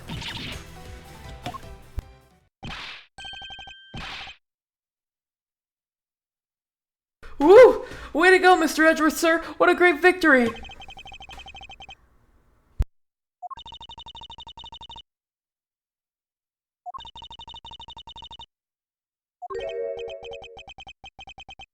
Huh? Hey, why is everyone so quiet? I'm happy we got this far and cleared Kay's name. But what worries me now is what will happen next. What is the meaning of this? An Alabastian knife here? Do you mean how did this find its way to the Republic of Babal? It didn't just find its way over, rather we should focus on how it was smuggled over. You know what? My brain hurts thinking about it while we're just standing around. Thinking while you're on the run? Now that's the way a real giant... oh my god. Thinking while you're on the run? Now that's the way a real great thief operates. Okay. Oh, thanks a bunch, Mr. Edgeworth, for proving me innocent, I mean. You believed in me the whole time, right? Tell me you did. Not really, but... come on, you don't have to be shy about it. Your argument is still not airtight. Would you care to elaborate? I understand now that the girl didn't commit the murder. However, there is still the possibility that she is the Yatagarasu. That again? Look, how many times do I have to explain it to you? I am the real Yatagarasu. I'm not like that fake one that goes around setting fires, okay? Whether you're the real deal or a fake, it doesn't really matter. All I have to say is this. I have my suspicions that this girl is the one who started the fire. Objection! Preposterous! On what grounds do you suspect her of such a thing? The fact that she calls herself the Yatagarasu, that in itself is the most elegant proof. Mishina? Yes? I have no intention of taking back any of what I've said. I am the great thief Yatagarasu, and I refuse to allow some impostor to claim that name as their own. The path of justice that my father pointed me towards. I will walk it the best I can. It's not good to be so stubborn. I hope you can understand that. Thanks a lot for the concern, Miss Sheena. Let me share something with you too, as a token of my appreciation. Those sunglasses totally do nothing for you, so steal them from me next time, okay? Oh, snap! Well, I guess we better get going. Going? To where? To the Kingdom of Alabast. If we don't go, we won't know for sure, right? I suppose not. We won't get anywhere simply by standing here thinking. To see where the Alabastian knife came from, we'll have to pay the Alabastian embassy a visit. Let's go, Miles Edgeworth. As you are my subordinate, I will not tolerate you bringing the investigation to a halt. Understood.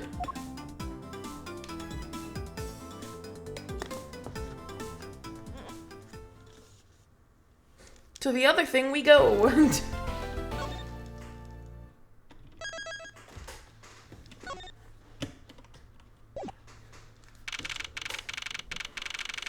March 14th, 7:44 p.m. Theatrum Neutralis lobby.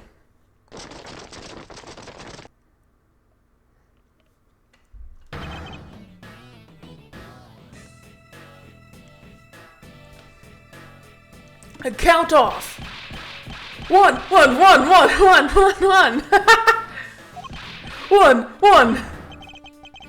Shifu, 99 callouts. So all 99 members are most likely here and accounted for, sir. Hey, you. Yeah, you. The second number one from my right. Sir. Yes, sir. Here, a birthday present for you. What? Shifu, I didn't know that you knew all of our birthdays. What a kind heart you have. Shifu, you are more of a man than we'll ever be, sir. I'm really sorry, but it's not my birthday. Awkward. Lang Ji says, a cub who disrespects others soon feels the disciplinary bite of an elder. A present isn't for you, it's for your younger brother's wife's younger brother. What? Younger brother's wife's younger brother. That would make it his...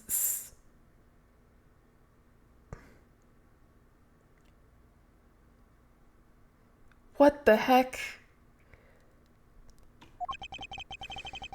Tell him I said hi and happy birthday, won't you? Yes, sir! Shifu, I can't believe you remember that much about each of us. Shifu, I'm so moved that I can't stop crying. Your younger brother's wife's younger brother. That is crazy. Alright, meeting's over. Everyone head for your posts. Dismissed. Sir!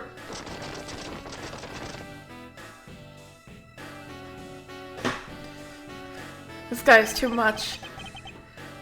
Yo, were you guys there the whole time? I got a call from Sheena. She's already filled me in. Sounds like you're out to get in my way again. I have absolutely no intention of interrupting your investigation. I simply request that you grant me permission to investigate the Alabastian Embassy. And what if I say no? Agent Lang, this man is my subordinate. As I have received permission from the ambassador, he is to be extended the same rights. Sorry, sis, but it's not that simple. Alabast has the strictest immigration regulations in the world, or didn't you know? Even among my elite men, only about half of them were admitted into the country. Besides, any more cooks in the kitchen and we might spoil the soup if you get what I mean. How dare you make such assumptions? Don't take this the wrong way, but I thought I was in charge of Alabast, Miss Von Karma. Ugh. Look, try to understand, okay? Things over in Alabast are a bit of a mess right now. What do you mean by a bit of a mess? No one told you? We had an incident in Alabast as well. This is what we call a decision based on the investigation, Mr. Prosecutor. Look, Wolfie, just let us in already.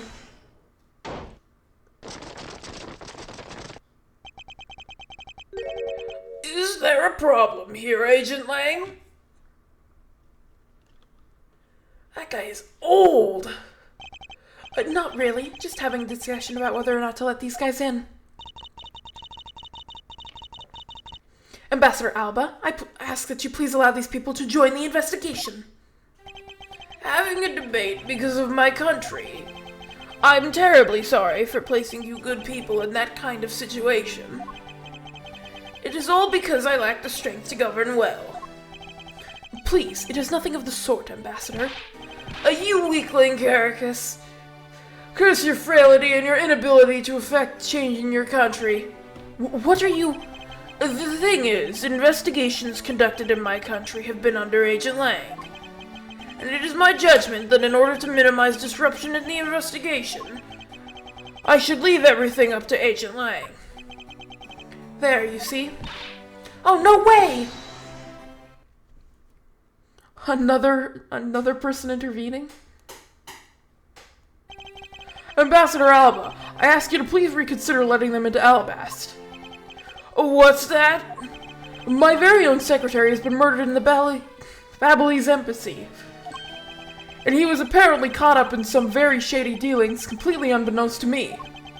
So I ask for your cooperation in our investigation. These aren't much, but I hope they can cover your travel expenses to Babal someday. Alright, I get it. Even if you beg Ambassador Alba, I still have to give the final okay anyway. Alright, you hear that, Mr. Edgeworth? We're in! Not so fast, my little crow girl. You're still a witness in the Babal murder. So I'd like you to please stay in the Republic of Babal. Detective Gumshoe, please take good care of Kay for me. Yes, sir! Sounds good to me. The fewer troublemakers, the better.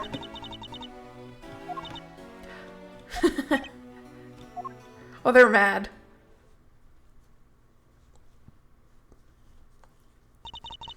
Hey, Mr. Edgeworth. Yes.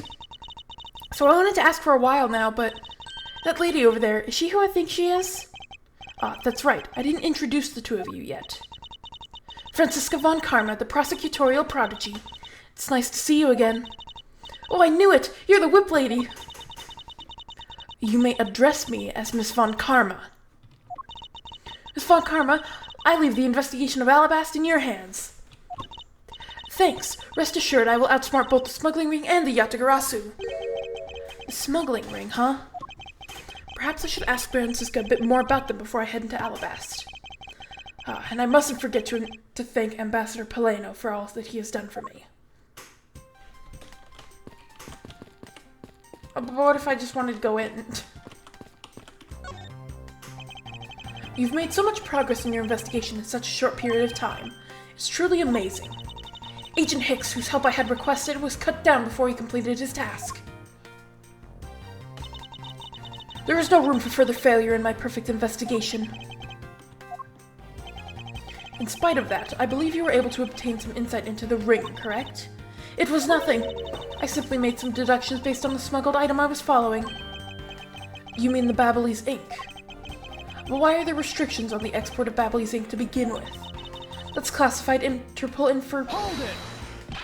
Francisca, as your subordinate, I'm a part of your investigation now.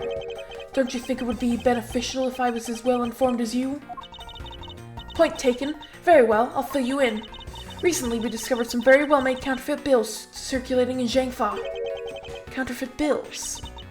Yes, as you may have deduced. The counterfeits are being made with Babal's special Babyliss ink. And it's virtually impossible to distinguish bills made with Babyliss ink from real ones. Thus, it was only natural for Interpol to keep an eye on the Republic of Babal. That's where this document comes into play, correct? Correct. Mr. Kochum was smuggling large amounts of Babyliss ink. Furthermore, he was charged with running the embassy's printing equipment. That's all the evidence I need to know that he was the head of the smuggling ring. However, there remains one tiny problem. Let me guess, you still have yet to find the counterfeit bills or the smuggled ink. Yes, and while we're listing things, I might as well add the counterfeit plates to the pile. Since we haven't been able to locate any of these items in the Babyliss embassy, we're looking into the Alabastian embassy next. It doesn't matter where they're hidden, mark my words, I will find them.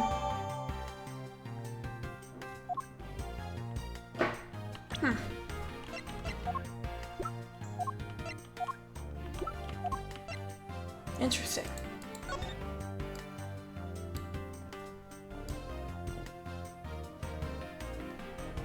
Sometimes it's fun to just like swirl evidence around in weird ways.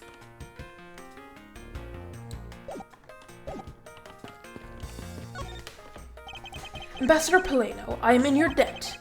No, it's nothing. Because it's about all I can do for you, I'm afraid. I only ask that you please bring Manny's killer to justice. I will, Ambassador, on my honor. Wow, you're so sensational. You've really piqued my curiosity. I know they aren't much, but know that I'm giving them to you wholeheartedly. No, that's quite all right. Oh, well, how about this then? And what exactly is it? It's fountain pen ink. Known as Babyliss ink, it's made exclusively in Babal. So this is Babyliss ink. We make it from white crystal oil, which is mined through our mineral mines. Please accept this ink, one dip of your fountain pen in this, and you can write for hours in your organizer. How fortunate for me, the ink in my pen just happened to have run out. I gladly accept your gracious gift. Great, wonderful. Ooh, super duper premium ink. I guarantee to you that writing with our ink is an unforgettable experience. And since we don't export it, if you run out, you're always welcome to come and visit our fair nation. Talk about cornering the customer along with the market. Well, shall we get going? What's wrong, Kay? I didn't get permission to enter Alabast, so we're gonna go gather whatever info we can over on the Babyliss side, okay? Alright, I'm counting on you two. Right, and I'm counting on you and Miss Von Karma to snuff out clues in Alabast. Oh, and Mr. Edgeworth, if you happen to come across my phony, you let me know, okay? If you tell me, I'll rush over straight away no matter where you are. I'll let you know when the time comes. But maybe in a way that won't make you commit a crime. Steel Samurai. And Mask to Mask? No!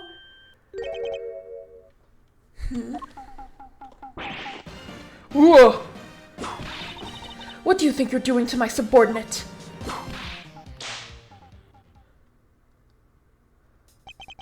You're...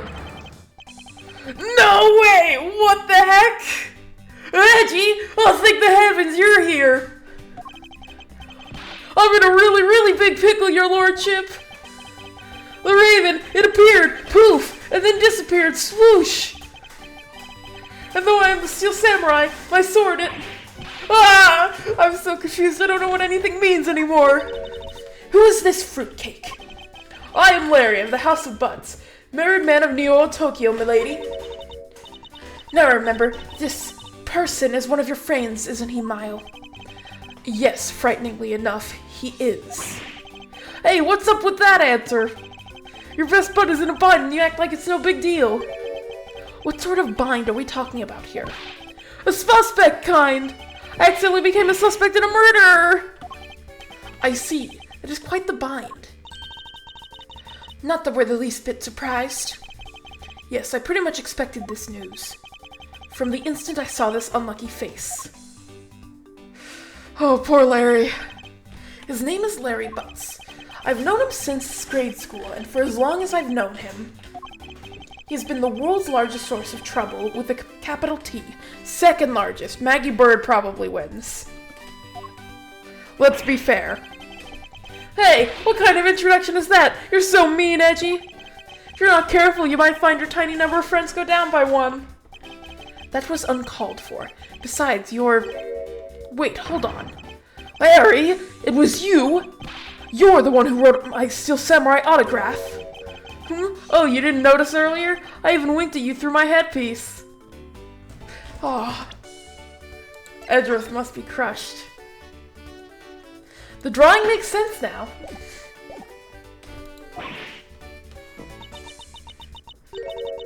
What's going on? And why are you beet red?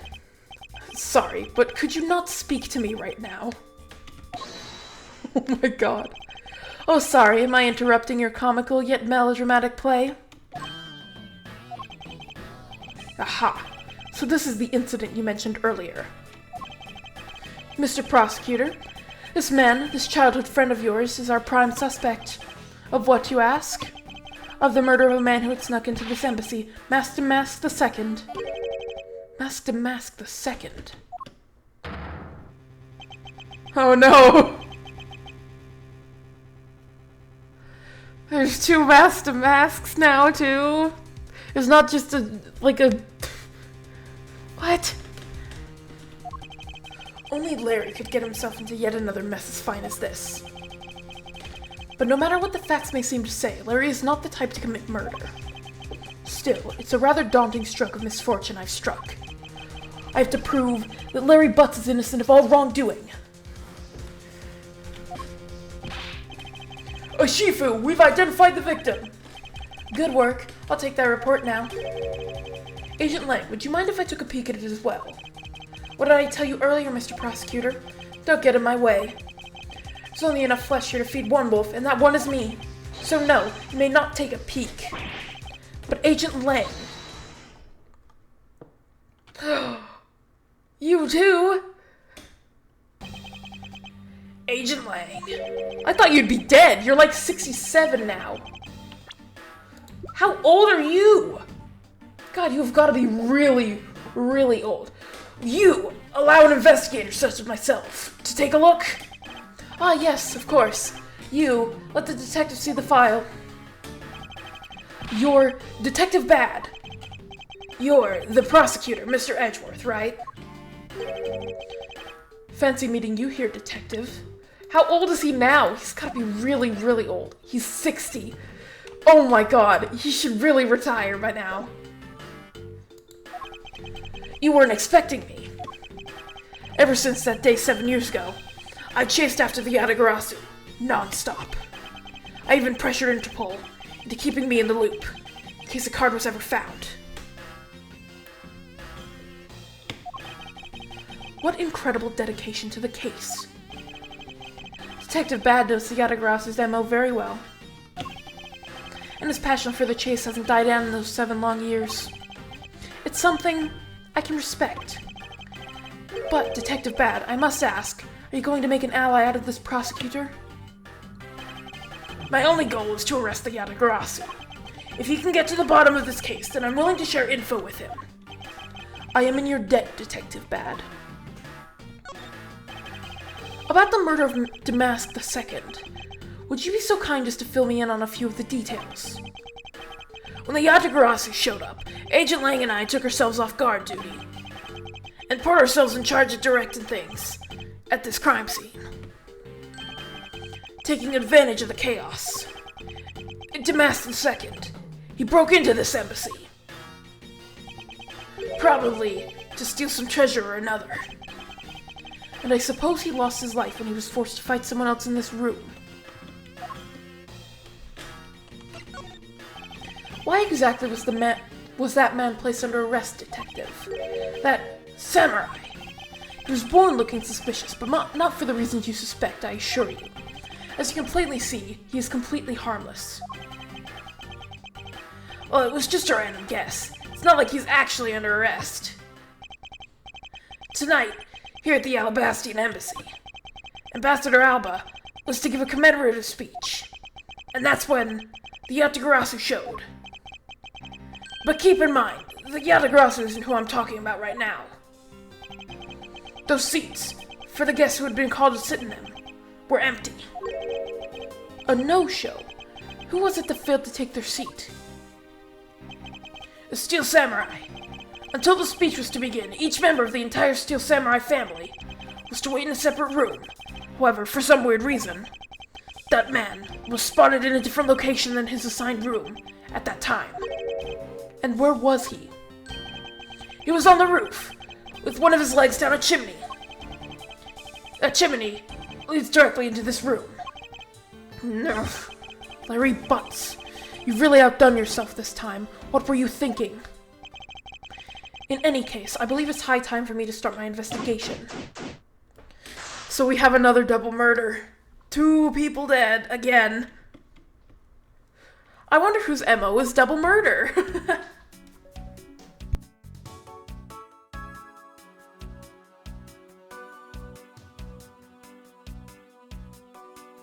Okay, it only makes sense to start with the knives. There are some weapons on display on this wall, a crossbow, and under that, a set of knives bearing a flower motif. They must be the counterparts to the Babyliss knives, which means that the blades inside these scabbards should match the blade that was used to kill Mr. Kochin. I won't rest until I've inspected every suspicious-looking nook and cranny. Let's start with the spear. It's the Steel Samurai's primary weapon, the Samurai Spear. Isn't it awesome? I totally fell for this thing. It's sleek and shiny, just like my heart. Comes at you like whoosh. When you hold it, you just want to live life like bam. You do well to watch what you say, Larry. Although it is just as Larry says, a spear is quite the symbol of valor. However, speaking of spears, aren't you supposed to use them by thrusting the point straight into your opponent? I'm not entirely convinced the spear is up to the task. What's wrong, Edgy? You're just staring off into the distance. Oh, I get it. Tell you what, I'll tell the studio to make you one, okay? But this one's mine. Did I say anything about wanting one? Why would you not want one, Edgeworth? Maybe I can shut him up if I show him the piece of evidence that will point something out about this spear. It's the autograph. It's a spot somehow connected to any of the evidence I hold. It's supposed to be straight. Larry, about this spear. Oh, are you feeling it? Bam! I thought there was something strange about this spear.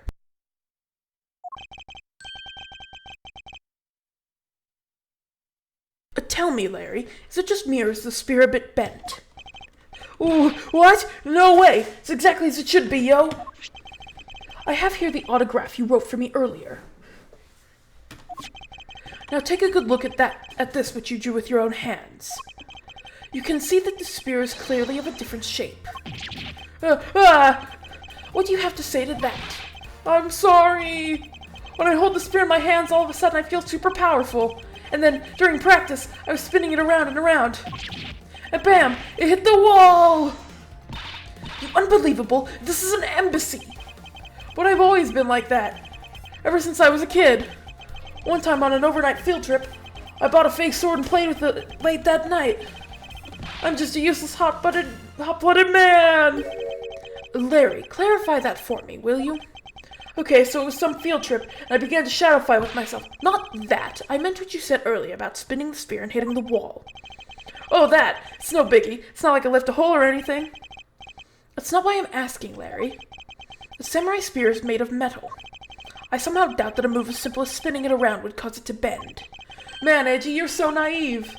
What? Where did that come from? Well, you keep calling it the samurai spear. But it's not real. You can't really fight someone with it. Because it's hollow on the inside. You can hit it against practically anything and it would bend. Is that so? Don't tell me you thought it was real. Oh, but don't take it the wrong way. I just think that part of your personality is cute. I see. Your friendship truly is something special, Miles Edgeworth. Ugh, that's not friendship, it's utter humiliation. It's hollow. Interesting. Knives adorned with flowers are on display here. I suspect that these are the counterparts to the Babyliss knives. The blades of these knives should match the blade of the knife that killed Mr. Cochin. Whoa! One of the knives is missing its blade. Let's see if the two pieces, blade and handle, fit each other. It would appear that they fit together quite well, almost seamlessly. Seems we're missing a blade. Then this means that an Alabastian knife did find its way into Balbal. But how? In the hollow spear? I just noticed this plant. What is that plant supposed to be? Francisca, can't you see that it's supposed to be a likeness of Ambassador Alba? Miles Edgeworth, as a subordinate, you have a lot of nerve telling me what to think. I look forward to your salary assessment next month. You are deluding yourself if you think you have any control over that. I can spot absolutely no difference between this Primaduck statue and Babal's.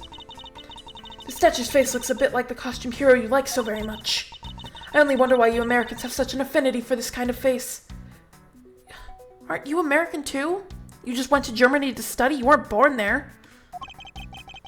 The statue wasn't made by an American, you know. At least I don't suppose so. Why is there a weapon on display in a place like this? I wonder why there are no whips on display here. She would think that. The counterpart to the Babyliss butterfly is the Dang it! Alabastian flower. The counterpart to the Babyliss butterfly is the Alabastian flower. I will never get these country names right on the first try, I swear. The butterfly and flower, they're both lovely things. But can we interpret this to mean that Alabast provides honey to Babal? Francisca, can't you come up with a more meaningful or profound comment? Oh, very well then. Let's see what sort of profound comment you can come up with. Well, flowers cannot survive without the butterflies that spread their pollen, and butterflies cannot live without the nectar that flowers provide. If either one were to disappear from the equation, neither would survive.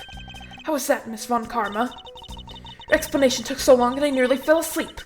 Well, let's continue with the investigation. She's just salty that I came up with something cool. Francisca, why can't you just admit I had something there? Exactly. Had something. So this is the victim, Damask II. What is with this gaudy outfit? You don't know about Mask Damask? A few months ago, this thief caused a lot of havoc on the populace. So this thief is separate from the Yatagarasu. I thought they were for a while, because their MO and targets were different. Damask likes high-value trinkets and jewels, and being gaudy is his signature. Gumshoe was in charge of that investigation, so he'd know more about Damask. That's alright. Well, I'd probably hear our tales of his failure anyway. I know a lot about Damask, actually. You haven't changed a bit, I see. In any case, let's get started here, shall we? I won't rest until I've inspected every suspicious-looking nook and cranny. I assume this sword is a prop. Okay, what do I start with? I'll start with the wound. I thought that Damask had quit the business. This guy, he's just a copycat using the name. A phony successor. He's just another petty thief.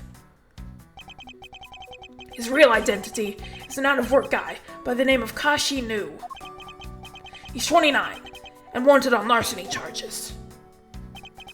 From his clothes and what he was carrying, we determined that this guy is the real Damask II. The cause of death appears to be loss of blood from the back of his head. It seems that he was struck with something very hard.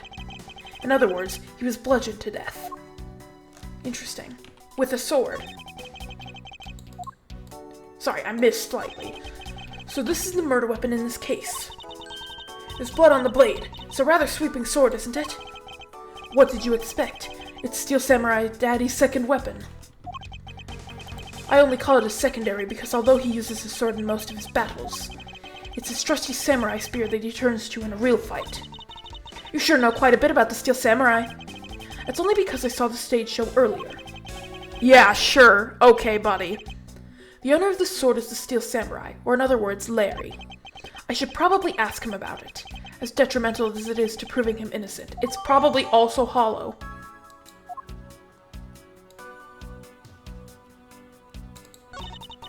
There's not a single shred of fashion sense in Damascus' costume. Well, at least I can appreciate the great effort he must have put into making it. You two don't know. You can buy this costume almost anywhere now. It's being sold. Since when? Since around New Year's. The streets are practically flooded with them. Turns out, Damask is a lot more popular than I thought he'd be. I can't believe that foolish fool would dress in fool's clothing just to... No, I messed up a fool's line! Dang it. I can't believe that foolish fool would dress in fool's clothing to act foolishly. We got your point about the three foolishes back... We got your point about three foolishes back, Francisca. What is he holding? It looks like a piece of paper from a notepad. It would appear that directions on how to reach this room were written by hand. There's something written on the back as well. I'd like you to steal the Primadux statue in this room. What is that supposed to mean? Who writes a note to themselves like that? If I had to guess from the text, I would say that this is actually a request from someone about what to steal. Just who is the person that requested the theft of the Primadux statue? It's obviously Callisto U. Or, the Yatagarasu, I should say. Our Yatagarasu killer.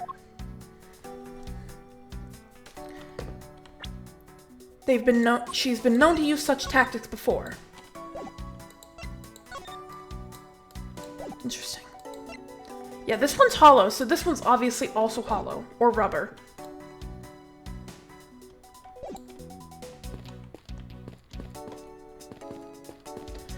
Hey Larry, can you help me out?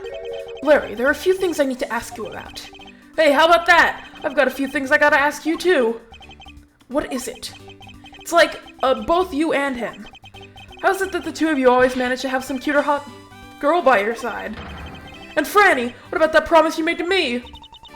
Promise? What promise?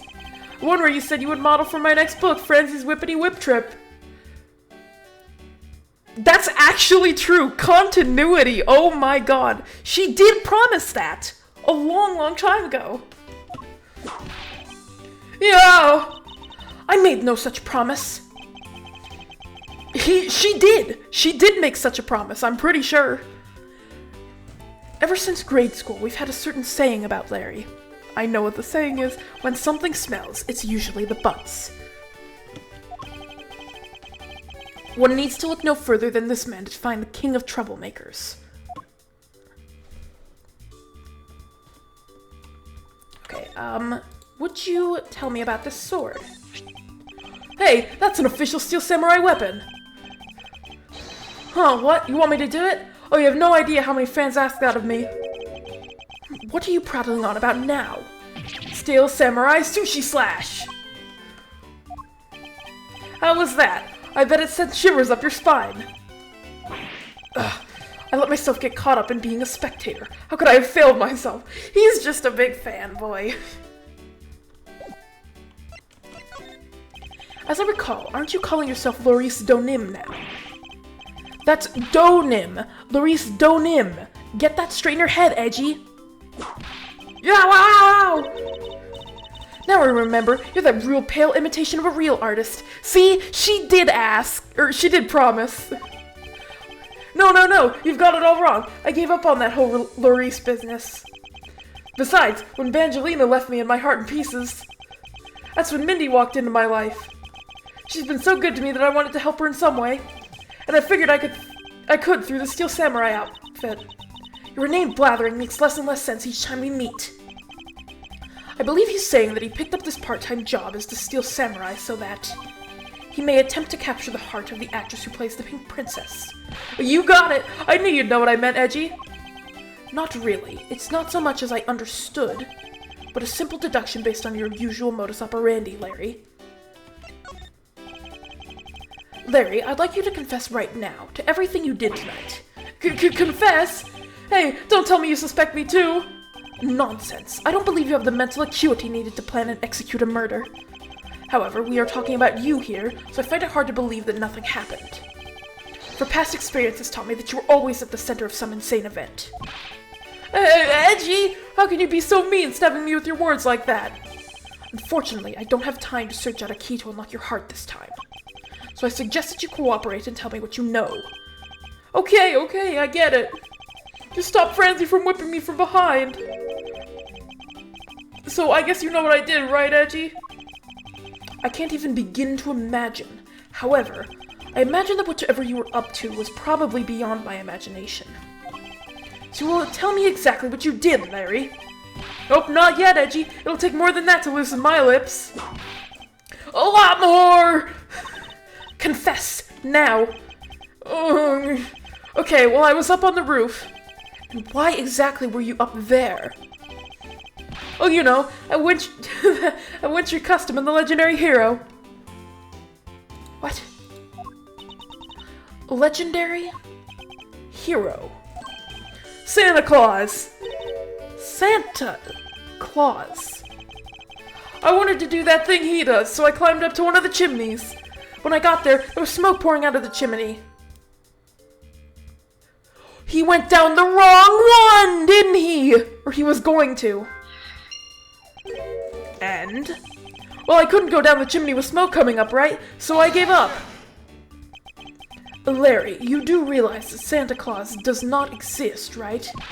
Of course I know. I did graduate from junior high, you know. Then you should also understand this. If Santa was real, he would be the biggest unlawful trespasser in history. Ah, crud! It is your attempt to imitate Santa that has landed you as a prime suspect in this murder. Come on, man, what's so wrong with pretending to be Santa? Let's start with the fact that it will be the Ides of March in a matter of hours. Santa only visits homes on December 24th. That's in December, you nitwit. Oh!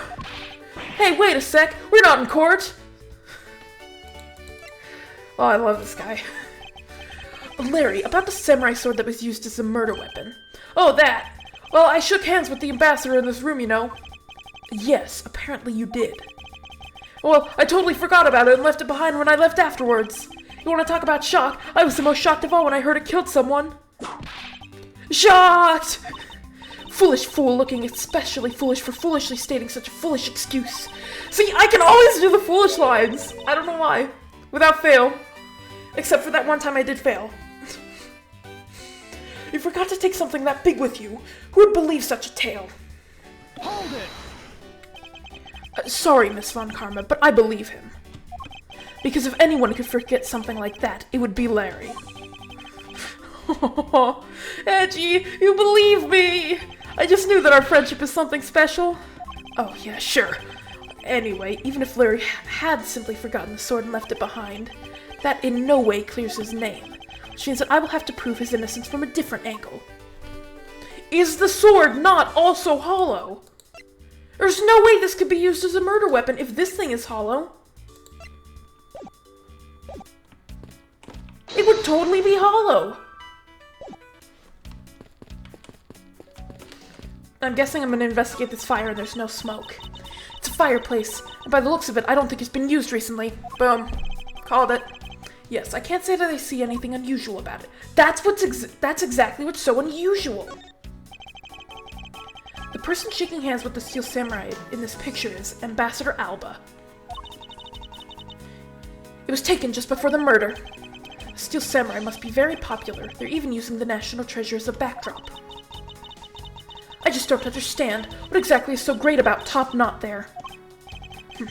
Clearly there is a depth to the show that a young person like you can't fathom. Speaking of young people, aren't young children the target audience of this show of costumed actors?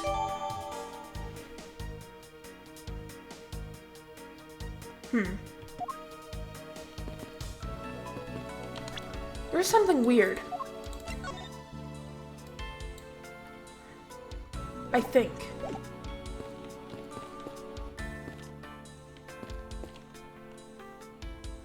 Yeah, that is weird. Look at the layout of this photo. They are looking at the left of the statue, but also looking at the knives on the wall. So that means that the statue must be facing the door.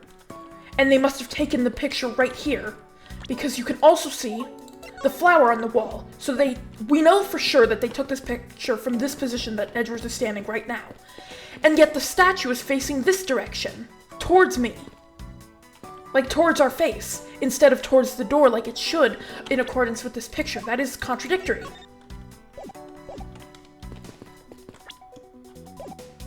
How odd.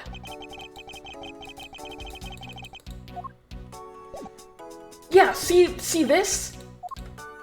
This is a contradiction. This statue should be facing to the left. Because this picture shows it doing that. And that could not be like that if the statue is facing forward like it is now. This statue has been tampered with.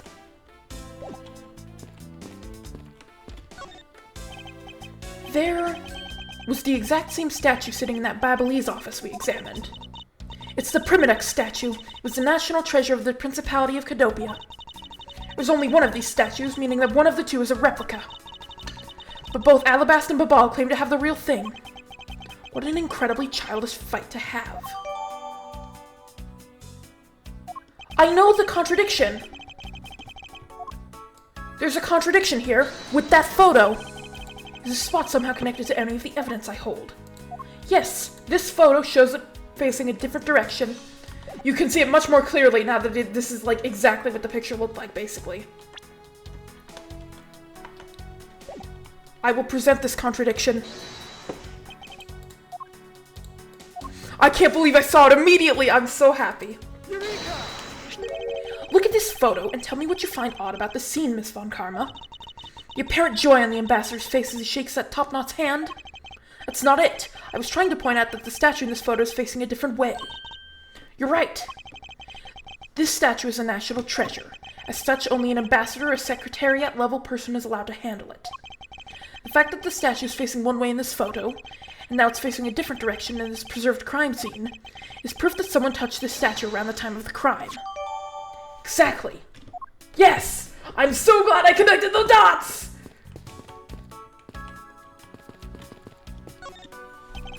I already checked this area earlier, but it never hurts to take another look. Yeah, I did check. What's with the cloth? I suppose this was a wrapping cloth Damask II used to carry his stolen goods. But there's nothing wrapped in it now. I guess he never did manage to get his hands on whatever it was he was out to steal. Yeah. This must be Ambassador Alba's desk. His notebook is open on his desk. He must have been in the middle of some important work. Sapling growth log. It finally sprouted today. Funny, it doesn't look like important work to me. Yeah, this plant must be his pride and joy. There's a grandfather clock just like this one earlier in the Babyliss embassy. You know, symmetry is a fine thing, but their interior design really suffers for it. The clock was also moved. Really, I think this clock actually fits the decor of this room quite well. I suppose the wood does suit the all-natural atmosphere of this room. Its design and the material it's made of strikes as a good balance with the plants. Hey, you two, now's not the time to be talking about interior decorating, you know. Hurry up and save me! Be quiet! This is all part of my elite investigation. All you need to do is be quiet and watch. Actually, I do believe Larry has a point for once. How weird. Let's talk to this man. No, I've already talked to him. Let's talk to Lang. You did some investigating over in the Babyliss embassy too, right? I did. Is there a problem? Lang Ji says, a wolf who aims to hunt for 2 rabbits at once. I believe the item you require is he who runs after 2 hares will catch neither. A real wolf can catch both. I see. So what are you trying to say, seeing as how I am currently handling 2 cases? Suit yourself, but don't say I didn't warn you. I can catch both. Do I have 2 pieces of logic to connect? I don't even. Interesting. I'm missing something. This is what he meant. 2 gorgeous flowers are in full bloom here. I'm sure flowers as lovely as these must have an equally lovely name. Miles Edgeworth, Are you done staring? I should hardly think passion flowers are all that rare. Passion flowers. That's a rather unusual name. It was named by priests in the 15th century for the Passion of Christ. As they say, you learn something new every day.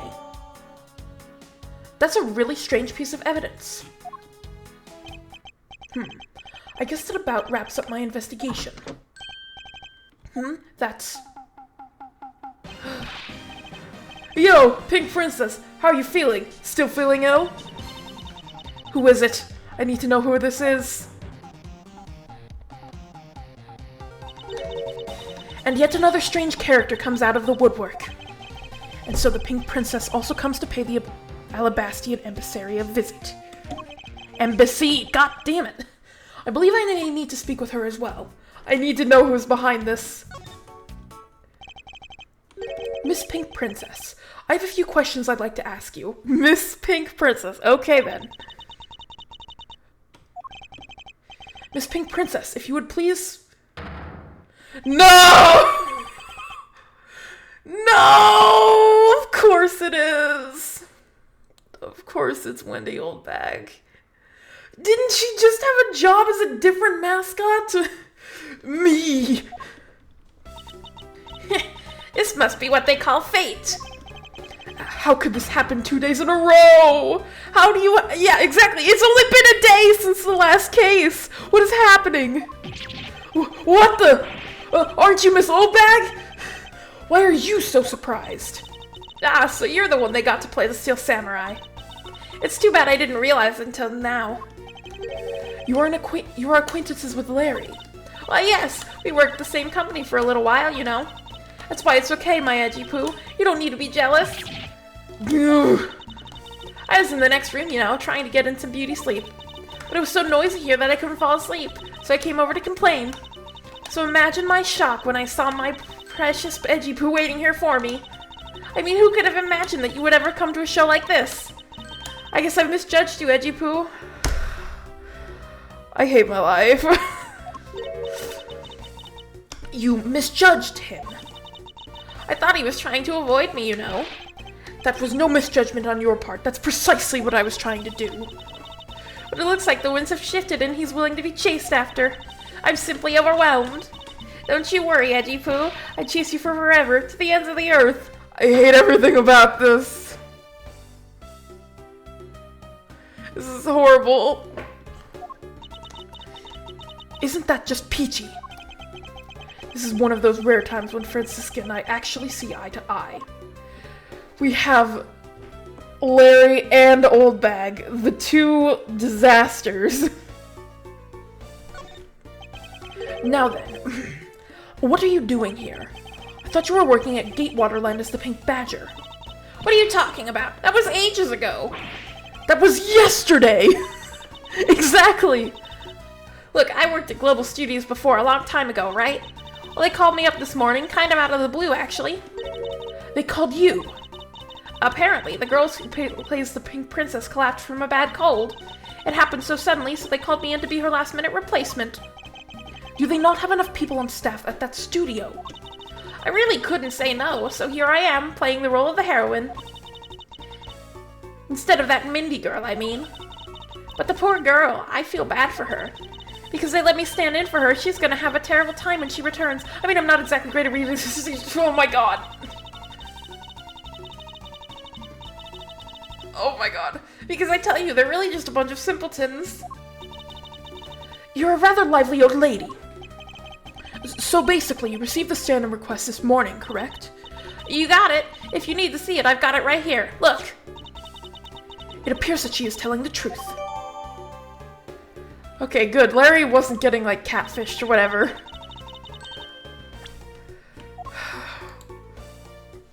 This is a horrible, horrible day. Oh my god, why would this happen? I tell you, my fine acting moved the entire audience to tears. Yes, tears of laughter, as I recall. Being famous has its problems too, you know. Here, take a look at this.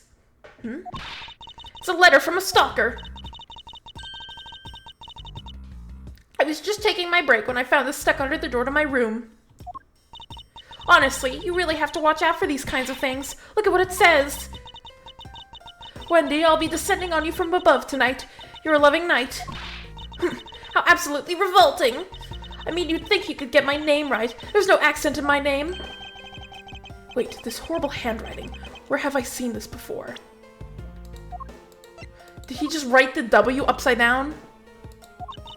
But now that you're here, Edgy Poo, I feel 100% safe. Where do I factor into this? You'd bust that evil stalker man for my sake, wouldn't you, Edgy Poo? Well, if you allow me the liberty to handle this in my own way, I'll gladly dispatch a detective to your house later. Oh, come on, Edgy Poo. Stop being so dismissive and playing hard to get.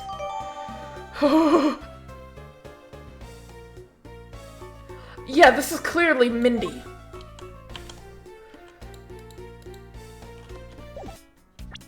This clearly says Mindy. It's just really, you can see the M with like a weird trill in it. That's not a that doesn't say Wendy, that says M. And then like the weird cursive I. Because it looks exactly the same. The same kind of handwriting. Look at how he wrote the M in the man. Look at this. This is clearly Larry's handwriting.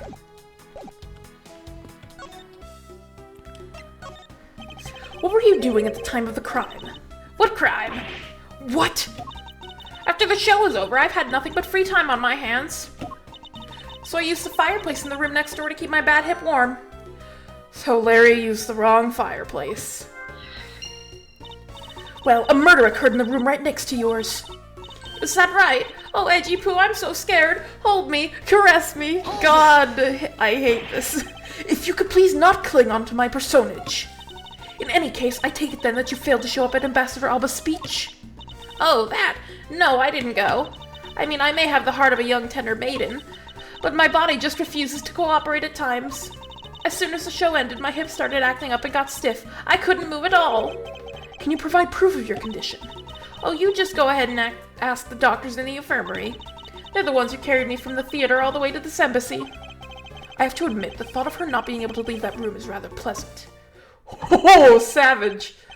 Prosecutor Von Calmer, I've brought the police dog as you requested, sir. Oh, the doggo! Good work. You may leave now, officer. This dog. I requested the assistance of a dog in our search for the Yatagarasu. Looks like you guys have some pretty bright dogs in this country, too. Oof, oof. Hey, you're a real cutie, aren't you? Yeah, that's a good boy. That's the police dog Gumshoe's been taken care of. I think its name is Missile. Yeah, it's Missile! What a fitting name for a police dog that dashes out in front and attacks. That action alone isn't exactly what's going to solve this case for us, you know. This room is really full of people. Now, Missile, I want you to find some clues. Go. Woof!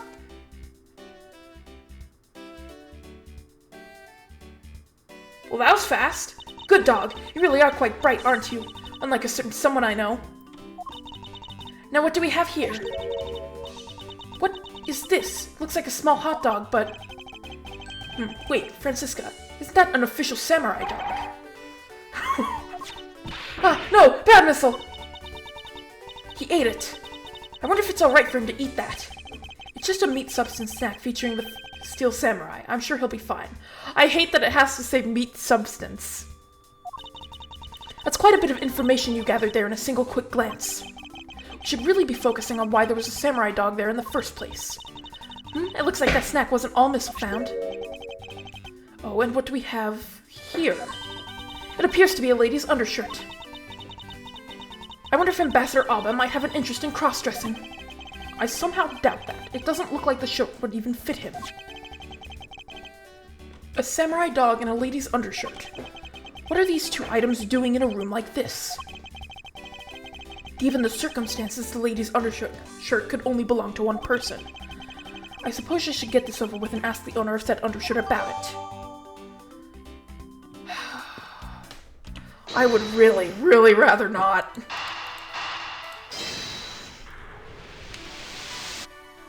You went down the wrong fireplace. There's no trace of this room's fireplace being used. And your point is?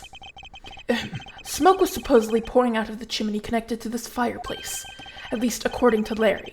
This is a contradiction of facts, is it not? Are you sure he wasn't just disoriented or something up on that roof? There's testimony from an investigator that puts Larry at this particular chimney. So no, I don't think it was a mistaken impression on Larry's part. On the other hand, the fireplace in the next room was being used at the time. Where do you suppose the smoke from that fireplace went? Ah, I see. So what you're proposing is this. The smoke that came out of the chimney was actually from Miss Oldbag's fire. So basically, the fireplaces of neighboring rooms share one chimney. Is that what you are implying? Really? Precisely.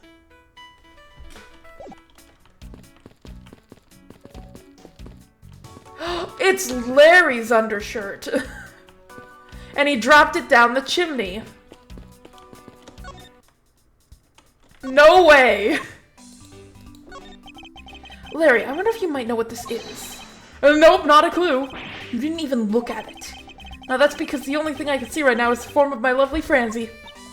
Oh, in that case, allow me to help you sear my form into you for all eternity. Ah! Whippity! Whip! Trip! He's too happy. Now this is a trip I'm willing to endorse, especially if we can finally get some peace here. Okay, I guess not. I guess it really is hers. Please. If you could please take a look at this brown-colored undershirt. That's clearly peach. Oh, Edgy Poo, what is the meaning of this?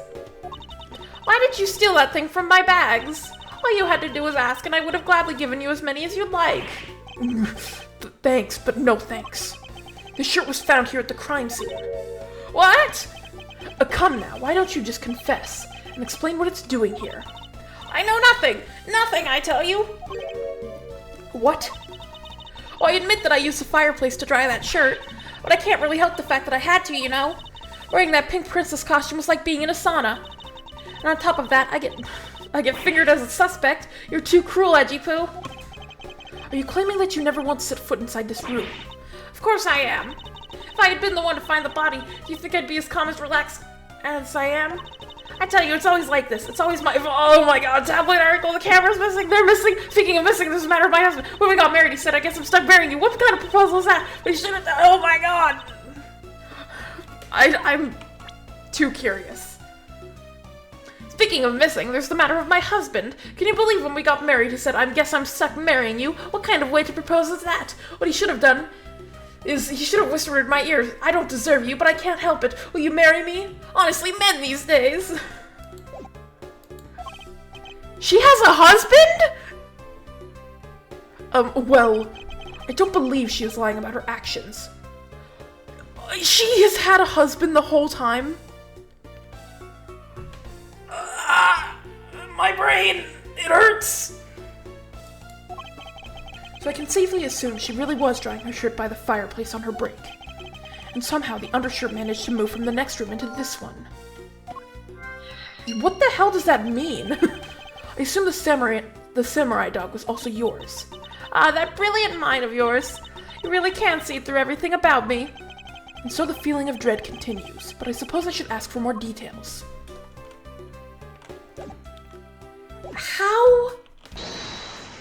How does this work?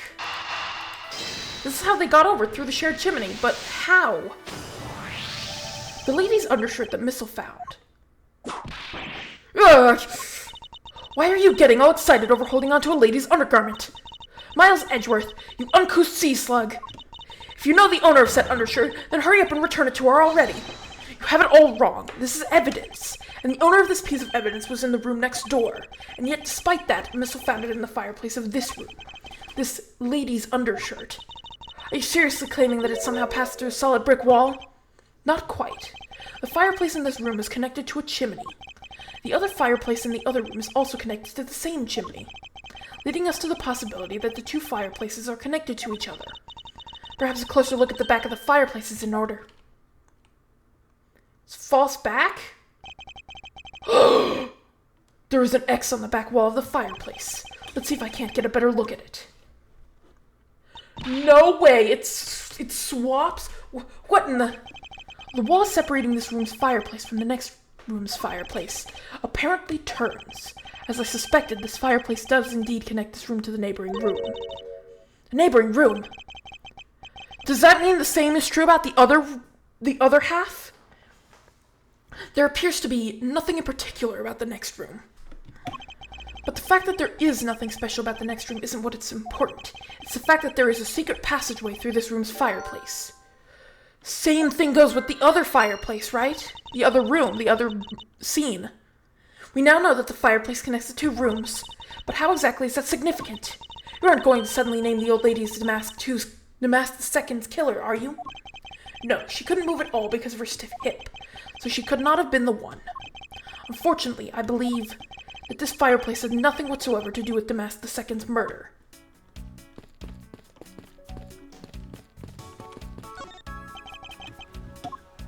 Didn't mean to do that. Okay, tell me about the samurai dogs or whatever. That samurai dog was yours, wasn't it? Oh, of course, I'm forever yours, my edgy wedgy poo. Ah, kill me now. Hold it! If you could just stick to what I asked you. Edgy, are you Miss Oldbag? No! You really don't change, do you? When will you learn how to take a joke? Anyway, that samurai dog wasn't mine. Those things are a present from the studio to the embassy.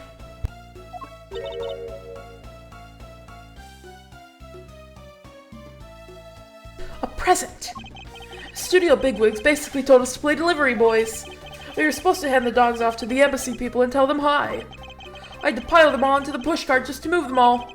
The studio guys should have delivered those things by themselves. Right, Edgy? So, did you deliver the samurai dogs to the embassy staff as per your instructions? Hey, Edgy, don't just ignore me and my question. Aren't you gonna stick up for me?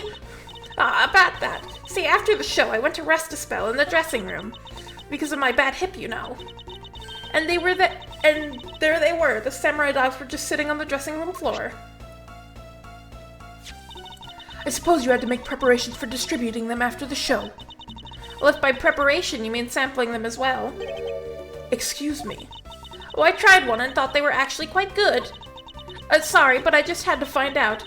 I know it was silly of me to think this, but I figured that since they're for a kids show, their taste was probably for kids too. But they were so good that I couldn't stop.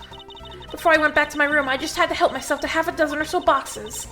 As I sat there by the roaring fire warming them and eating them, I thought, this is...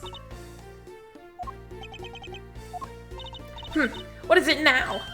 Oh, I know. I bet you want a box too, don't you, my edgy poo? Well, who am I to say no to you? But I'll only give you one. The rest are all for me. Looks like the lesson for today is that when the Steel Samurai and the Pink Princess... Oh my god. This is such confusing evidence. How does this all connect at all?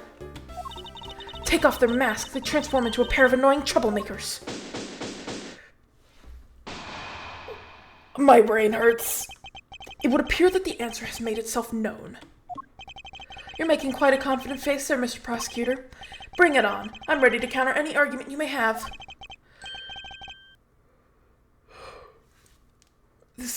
This hurts. Very well then. If you are prepared, I'll show you exactly where my deductions have led me. Good. I'm counting on you, Edgy. Leave it to me, Larry. My first attack will be to expose your lie for what it really is. My lie? I know that there is still something you are keeping from the rest of us. Well, what's wrong with you? Why is it you won't believe me no matter what I say, Edgy? Curse you! I should just hurry up and die already if that's how it's gonna be. I'll confess to every murder in the whole world, and then... Oh my god. Can't say that. And throw everything into mass confusion! You made some wonderful friends as a child, I see. Larry, I only have one thing to say to you. Even if you make that face to me, it's no use. A man who is ready to die is so strong-willed, you know. Larry, it doesn't matter what sort of harebrained trouble you've caused. I only ask that you do not lie to me. If you cause an innocent person to be judged unfairly because of some insipid lie, I will never forgive you. Edgy. Although, allow me to say that I consider you to be among the innocent in this case, and that I will draw the real killer out. You can trust me on this. Alright, this time I'll tell you the whole truth, okay? What happened, what didn't happen, the works. Just what happened will do. Now then, if you would please testify as to what you did up on the roof tonight.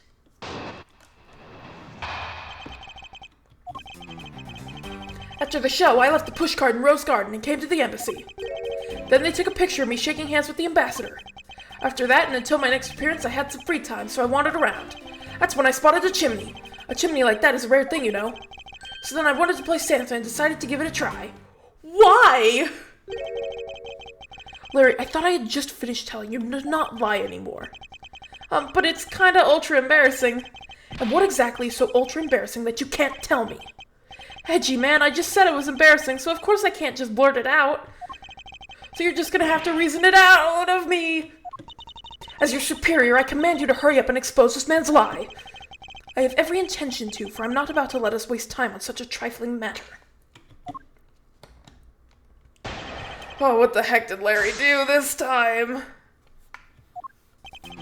After the show, I left the pushcart in the Rose Garden and came into the embassy. Hold it! You left the pushcart. Could you please clarify that statement for me? Yeah, so the wheels on the pushcart got covered in dirt from the Rose Garden. Would have made a mess of the floor inside, so Ambassador Alba said to just leave it. Well, it would be rather impolite to dirty another country's embassy. Come to think of it, I recall seeing the Pink Princess on my way to the embassy. And what was she doing? Nothing in particular, because she was being carried by some docs on a stretcher. She must have been incapacitated by the pain of her bad hip that she suffered during the show. So I came into the embassy, right? And then they took a picture of me shaking hands with the ambassador. Hold it! So you shook hands with the ambassador of the Kingdom of Alabas, did you? Yeah, can you believe it? I did something really cool for a change.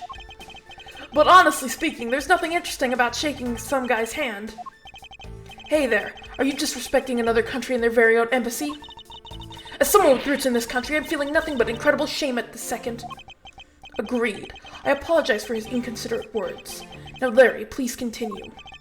What is with all of you? You keep saying that kind of thing, and I'll tell you only lies. You're already telling us nothing but lies, so let it go and move on. Alright already! You don't need to glare at me like that, Edgy! After that, and until my next appearance, I had some free time, so I wandered around. Hold it! Larry, I want you to listen very carefully and take this to heart. The whole point of your life is to cause misery and pain to everyone you encounter.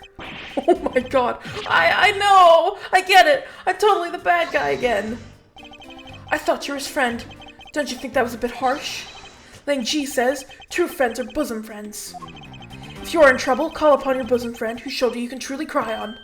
Hey, bosom buddy, I hope you're listening carefully to my testimony. Has it crossed your pea-sized brain yet that Agent Lang is only out to arrest you, Larry? Now then, you were wandering around inside the embassy, and then what happened? That's when I spotted the chimney. A chimney like that is a rare thing, you know. Hold it! I should hardly think that chimneys are that rare. Agreed, especially since they are a traditional feature of American houses. Plus, many grand buildings have even larger and fancier chimneys. Yeah, but the kind of chimney I'm talking about is the really romantic type. A romantic chimney. It might sound kind of silly, but women seem to really enjoy them. And I just had a good feeling about that chimney.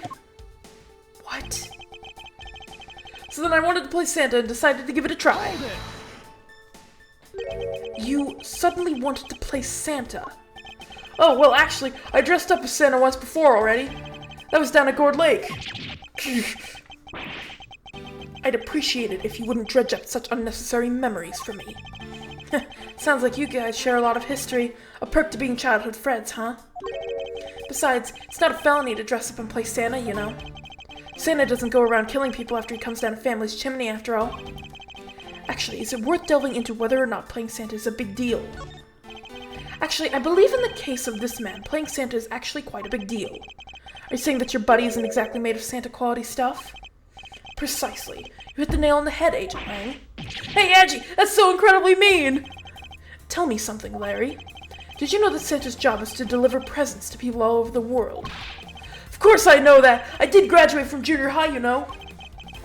The fact that he says junior high makes me worry that he hasn't graduated from high school. In that case, it's your turn to tell me something. I want you to tell me to whom you were delivering a present to. I was, delivering a present to a child not basking in the warm glow of love. Objection! That must be the most elegant description of you I've ever heard, but a lie is still a lie. You sure know how to kick a guy when he's down, you know that? In any case, the person you wished to deliver a present to was most certainly this. Take that! Huh, interesting taste you have there, Mr. Suspect. Don't spread lies about me! I totally didn't want to see Miss Oldbag so much that I tried to go down a chimney. Ow! I advise you to stop right there in your bashing of a lady. Well, I must admit that I myself hardly ever have the want to run into that lady. However, what if you were misinformed and under the wrong impression? Then what? Define wrong impression. I simply mean that the man before you thought to enter the old lady's room without knowing one very important fact. And that fact is best summed up with this. Take that! This is something the old lady received from her employer for the night. The girl who normally plays the Pink Princess. Mindy, was it again? It seems that this man is quite taken with that actress. But that's not true, Edge. She's the one with the hots for me. I just know it. I can feel her sexy beam piecing my heart when she's watching me. Sexy beam, I tell you. You filthy, despicable, inconsiderate, fickle, idiotic, cowardly apparition of a man. You haven't matured at all since we last met. Hey, Mr. Prosecutor. Yes, this guy. He's got bigger problems than just getting involved with murders, I take it. I suppose you could put it that way. Hey, what the heck, man? I don't get you guys at all. Why do you all have to make me out to be some sort of bad guy? To return to the original topic, I propose that at least this much has been made clear. Without any knowledge that Miss Mindy had fallen ill, Larry tried to make his way into the Pink Princess's room. That much we know for sure.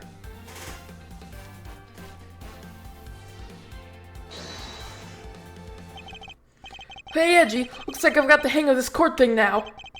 But we're not in court at the moment. Shut up! I see what's going on here, and it looks just like what you do in court. I guess old boy here still has something he'd like to say. Lang Ji says, until the root of the tongue dries, one never knows the whole truth. You shouldn't form conclusions until everything is out in the open, which is why I'll listen. Alright, and get ready to listen to me defeat Edgy in a battle of wits. Larry, have you forgotten that should I lose, your victory prize will be your arrest? I think he has, yes, actually. So you think that all I wanted to do was go visit Mindy? Well, I dressed up as Santa and climbed up to the chimney, but the smoke was really thick. You dressed up as Santa? It was a case of mistaken identity, and that mistake made me late for the speech.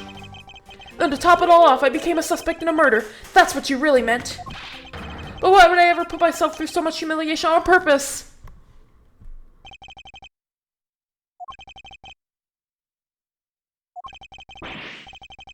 Hey, someone say something. Larry, are you seriously trying to submit this not as a confession, but as testimony? So what if I am? Is there something wrong with that? My claim is a claim, claiming my claim. Do you have a problem with that? So it was you. You're my stalker. But I should warn you, it doesn't matter what kind of flattery you throw at me. I'm the devoted type of woman who's wholly focused on one man, and that man knows as long as Edgy Poo's alive. I just can't drop him and be unfaithful. No, I can't. Although earlier I was tempted just a teeny bit. Oh my god. I'm so inspired! You're such an inconsiderate, cowardly, idiotic, and all-around completely worthless man. I thought I heard something ominous just now, but perhaps it was just my imagination. I believe there is nothing further for me to prove at this point. What do you mean? Of course you've still got something to prove. You still have to show some proof that I was trying to meet up with Mindy. A proof, you say? Remember, Edgy, everything is evidence in court, right? You mean evidence is everything in court, Larry. I understand, but I understand your point. Yeah, see? I'm totally a pro at this now. Very well. If you wish to see the evidence, then let me show you the last piece of evidence you'll ever wish to see. Yeah, I'll do that. Do you think that all I wanted to do was go visit Mindy? Well, I dressed up as Santa and climbed up to the chimney, but the smoke was really thick. It's a case of mistaken identity, and that mistake made me late for the speech. And to top it all off, I became a suspect in a murder. That's what you really meant. Why would I ever put myself through so much humiliation on purpose? Hold it! Well, I have been saying that for a while now. After all, if not for that, then for what other reason did you wish to go down that chimney? You can't say that without any evidence. That's against the rules, Edgy. Thanks for keeping the prosecutor in line for me, Mr. Suspect. I have the evidence, and if you wish to see it that badly, I can introduce you to. Ah, but it's not good to keep them waiting, my subordinate. Hurry and show them already. Lies! All lies, Edgy! Well, if you wish to lie, then by all means continue, because I'm ready to expose your lie at a moment's notice. You won't get the better of me. Now let's see.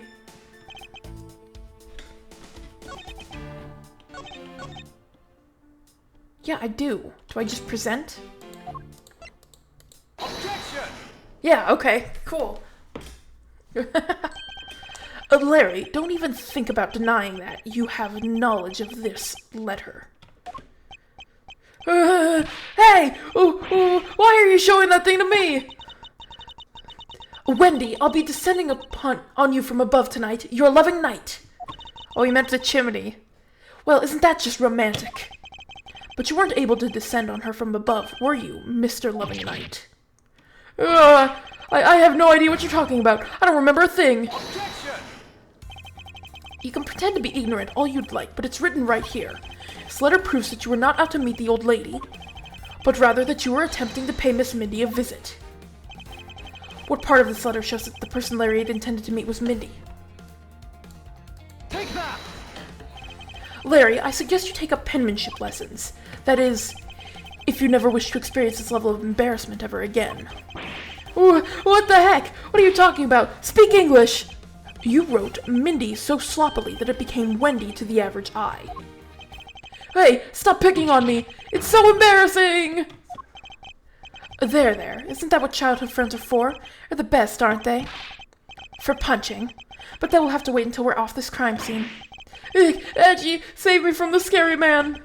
Sure, if you're willing to make amends, starting with your incredibly embarrassing mistake. That wasn't me! Come again? It's a fake! Someone's out to get me, so they made that fake letter. To set me up!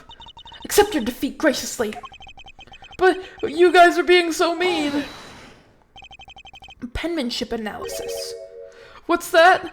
No matter who, all people have certain unique features to their handwriting. Ergo, all we have to do is compare the handwriting in this letter to a sample of yours. And we'll know soon enough who it was that sent this letter. I'll never write another thing in my life! It's no use, Mr. Loving Knight. For you've already graciously provided me with a sample of your handwriting. Take that! This autograph in our mysterious letter. If we compare the handwriting, we'll know the answer to our question soon enough. Confess now, Larry, to your miserable failure. I'm sorry!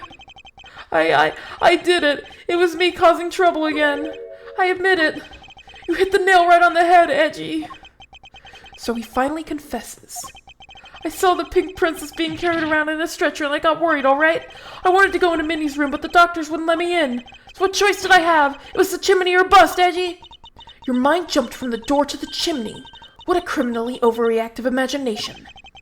Well, at least I was honest and wrote Mindy a letter and stuck it under the door. That way she wouldn't be so shocked when I came down through the chimney. Except for the fact that the letter was an utter failure at conveying said sentiment. I'm really, really sorry. Larry, you may be a shameful, good-for-nothing blight on the face of humanity. Oh my god! You can't just hit the suspect in an interrogation. I didn't want to hit the suspect wanted to hit me. Take that! I don't know what I'm proving there, but... However, I always knew you weren't the killer. I told you to trust me, because, at the very least, I can attest to that about you. Edgy, you're... Ah! We've lost a lot of valuable time because of you.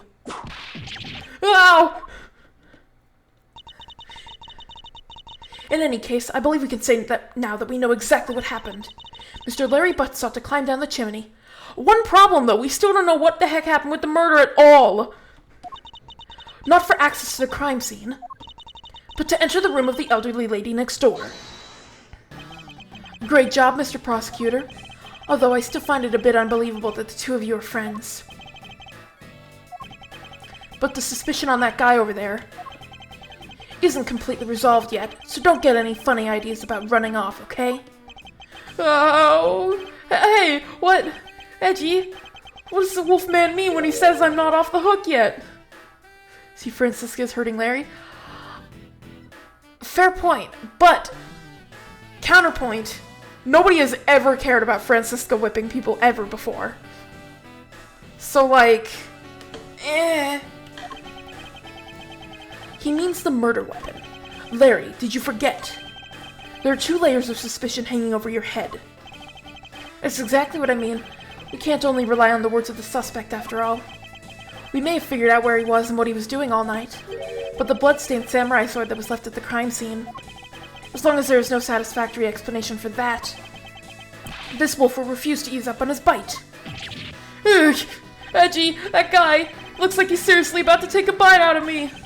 I'm well aware, and you should be as well, that this upcoming battle will be crucial. Thanks to the cooperation of our lovely Bumbler. I've been dealt a very nice hand, and a sweet trump card. Looks like we're about to enter the final bout. Now, Mr. Prosecutor, let's see what you've got. I can easily point out the contradiction in the supposed murder weapon. But the real problem for me is figuring out what the real murder weapon is. This will be a high-stakes gamble. But this is one game I can't afford to lose. It's gotta be the statue, because the statue has been disturbed. I was the one who found the body of the victim, Damath II. She needs to be charged for battery one day? Oh, I'm sure she will. Will that stop her, though, is the real question. Beside him was the samurai sword, glittering red and offering up the scent of blood. It was supposed to be in the Steel Samurai's dressing room, but I found it here instead. Plus, I found the murder weapon's owner, the suspect Larry Butson, here too. Isn't it a bit far-fetched to accuse someone simply on the basis of ownership? But this owner wanted to sneak onto the crime scene. I think that's plenty to go on, don't you? Hold it! If you're alluding to his reason for being by the chimney, we've already established that. Hold on there, Mr. Prosecutor. You 2 are longtime friends, right? Who's to say you didn't fabricate the evidence to give him an alibi? You're accusing me of fabricating evidence. You think I can believe anything you produce? Forging evidence is all you prosecutors do. This man has some serious issues with prosecutors. He's got, like, childhood trauma and stuff. But come on, I can't think of something as complicated as that. Right, Edgy? Larry, I can agree because I know you and your personality well. However, Agent Lang knows nothing about you, or me for that matter. I sense his hatred for my entire profession emanating from his entire being. Meaning that the only way I can prove Larry's innocence is to present irrefutable evidence.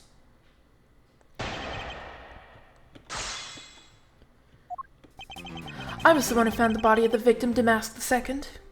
Hold it! Okay. So you were the first to discover the body this time. This time? What's that supposed to mean? You'd better watch what you say. I only said this time because earlier Kay was the first to discover the body in Babal. And your secretary, Agent Shina, was ready to accuse her of murder for that. Huh. So are you gonna use that excuse to call me suspicious now? Of course not. I was simply pointing out the usual pattern with discoverers of bodies. But in the Babalese case, there's proof that she was holding the weapon, right? Well, in this one, it's a bit different since we know exactly where the weapon is. Beside him was the samurai sword, glittering red and offering up the scent of blood. Hold it! Excuse me, but glittering red and offering up the scent of blood. Do I have to spell it out for you? I mean the sight and smell of blood, of course. And according to the test, the blood on the sword belongs to the victim. The sword was made to only be used on stage, so it's not sharp. But it is pretty weighty. It's certainly heavy enough to beat someone to death with. Which leads me to suspect that the victim was beaten to death with the sword. Beaten to death, huh? This last statement is too important to just let it slip by. Beside him was the samurai sword, covered in the victim's blood. I suspect he beat the victim to death with that thing. However, the weapons are both hollow. Objection! If the spear is hollow, then by reason, so is the sword. Do you know what this is, Agent Lang? It's a long spear, right? We used to use those a lot in my country a long time ago. Piercing, mowing people down. Spears are the weapon of heroes throughout history. It's the next most effective weapon after the whip. I think the whip is in a slightly different category. So, what's your point? Are you going to tell me that the spear is the real weapon? No, I simply want you to take a look at this section here. The way it's bent? Precisely. Apparently, a certain troublemaker hit it against a wall in this embassy earlier, and as you can clearly see, the insides of the Steel Samurai's weapons are hollow. In other words, they're replicas that aren't strong enough to deliver a damaging blow, let alone the multiple strikes necessary to bludgeon someone to death. And yet, there is not even a dent in the samurai sword. How do you explain that? Oh yeah, the sword and spear are made of the same stuff, so they bend easily. But I wish they'd make them out of better stuff, because the spear got bent. I wasn't able to do my special early summer rain jab move. Man, I got such an earful from the director of the play for not doing it in the show. The Steel Samurai's special move was changed tonight because of him.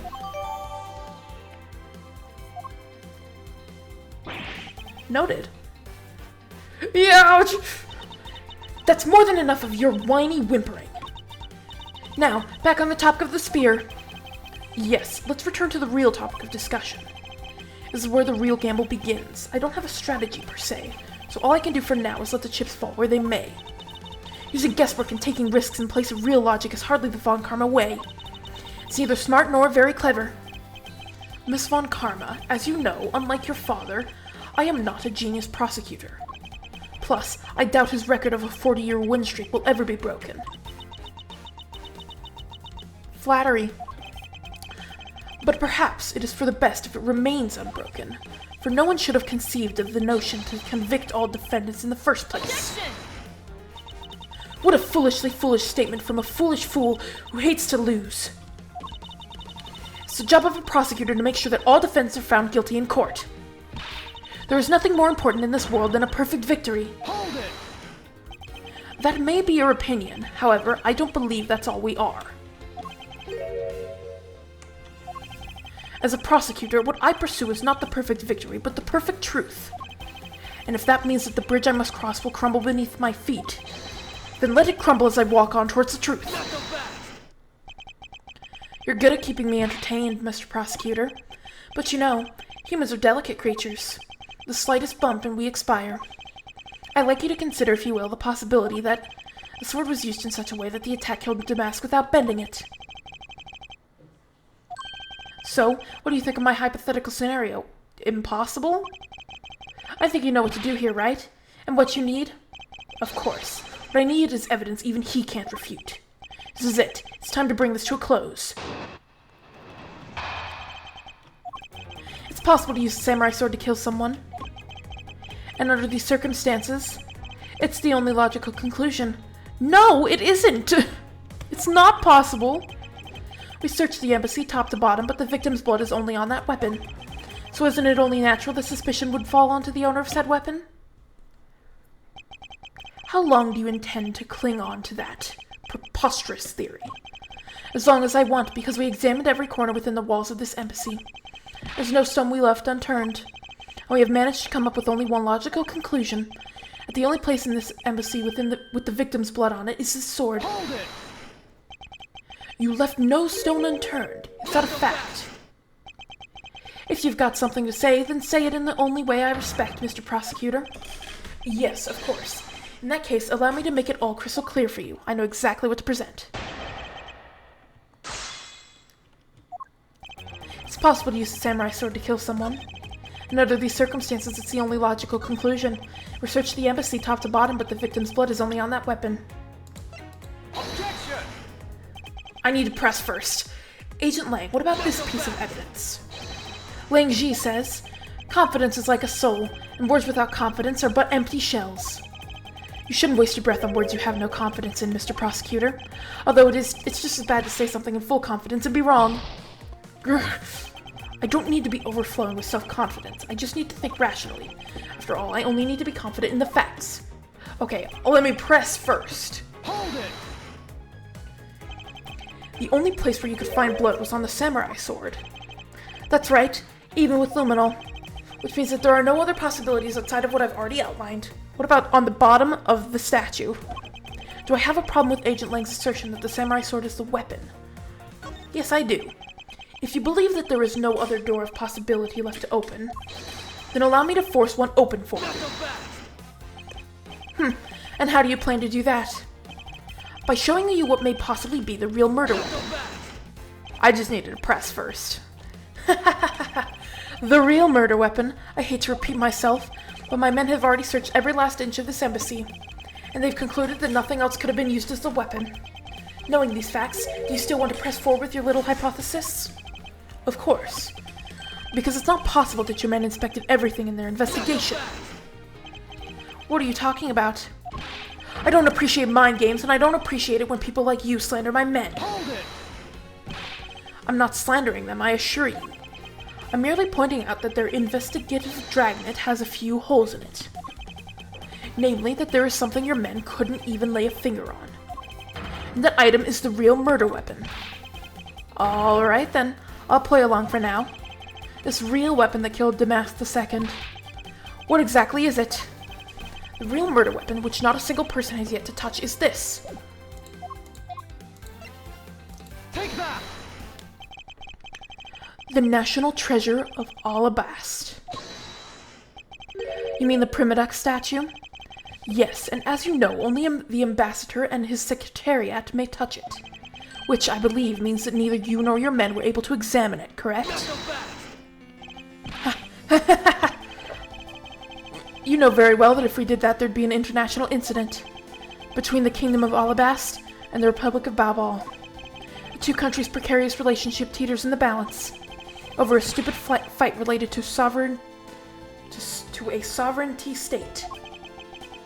But I'll be damned if I let something go unexamined. Hold it! Agent Lang, if you could take a look at this. The direction the statue is facing just before and after the crime are different. And there is only one conclusion I can draw from that.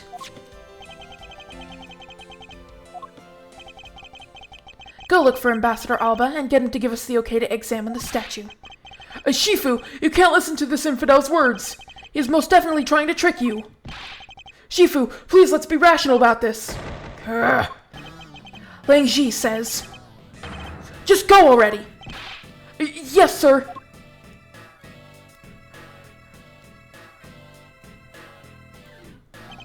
Shifu. Yeah? I'm really sorry, sir, but I was unable to convince the ambassador. I was unable to obtain permission for us to examine the Primaduck statue. I see. Wait, but then the investigation is at a standstill. Agent Lang, I will go and speak with the ambassador personally. Save your breath. He may act all weak and frail, but that old man's one tough cookie. But I guess you've got to be tough when you're representing a whole country, you know? Agent Lang. What do you want? Let's just hurry up and examine the statue already. But Shifu, what about causing an international incident? Quiet! I'll take the fall if I have to later. Agent Lang, the hypothesis is mine, so if someone is to take the responsibility, let it be me. Responsibility? If we're gonna talk in such heavy terms, maybe I should let you. It'd be a real problem for my men if something were to happen to me. Alright then, let's talk and more investigating. If we want to know the truth, we can't stop here. Action must be taken. Agent Lang, I'd like to run a luminal test. A luminal chemilucin... that's a word. Agent Lang, I'd like to run a luminal chemiluminescence test on the statue. That is a word and a half. A luminal test. Ah, good thinking. If the statue's the murder weapon, then some of the victim's blood should be on it. Okay, let's get the forensic team in here. It's not even on the bottom? Okay. Looks like you hit the jackpot, Mr. Prosecutor. I guess this means that this is the real murder weapon that killed Master Damask II. Indeed. But I wouldn't celebrate yet if I were you. This doesn't let your friend off the hook. It doesn't prove that he didn't kill Damask II, so the charge remains. We are hardly done examining this statue, Agent Lang. Knowing that it is the real weapon, I believe further examination is required. You think so? Okay then. Knock yourself out. Let me look at the bottom. Yes! And what do we have here? A sturdy smudge. It looks like a handprint. What's a definitive evidence like bit of evidence like you doing under there? Looks like we've got some fingerprints to analyze. The point that the fact that fingerprints are there in the first place makes it impossible for Larry to be the killer, because Larry is wearing a costume. Worst case scenario, these prints belong to Larry. But it looks like it's too late for me to do anything about that now. But Larry is wearing a Steel Samurai costume with gloves. Hey, forensics guy, I want results on these fingerprints ASAP. You hear me? Agent Lang, I have the analysis results, sir. Good, and? Sir, about the prints we lifted from the bottom of the statue. Well, you know the victim of the murder in the Babylos embassy? The prints belong to him, to Mr. Manny Cochin, sir. What the hell? But that's... What's going on around here? Did he switch the statues? No, that's impossible. I bet he swapped the statues.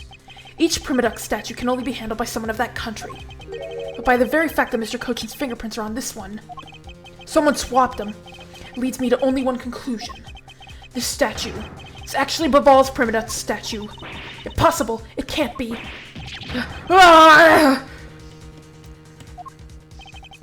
Larry never once set foot on Babylos soil, so he was free to go. However, this new piece of information only served to confuse us even further. The ringleader of a smuggling operation was killed with an Alabastian knife in a Babal. And Damask II was killed on Alabastian soil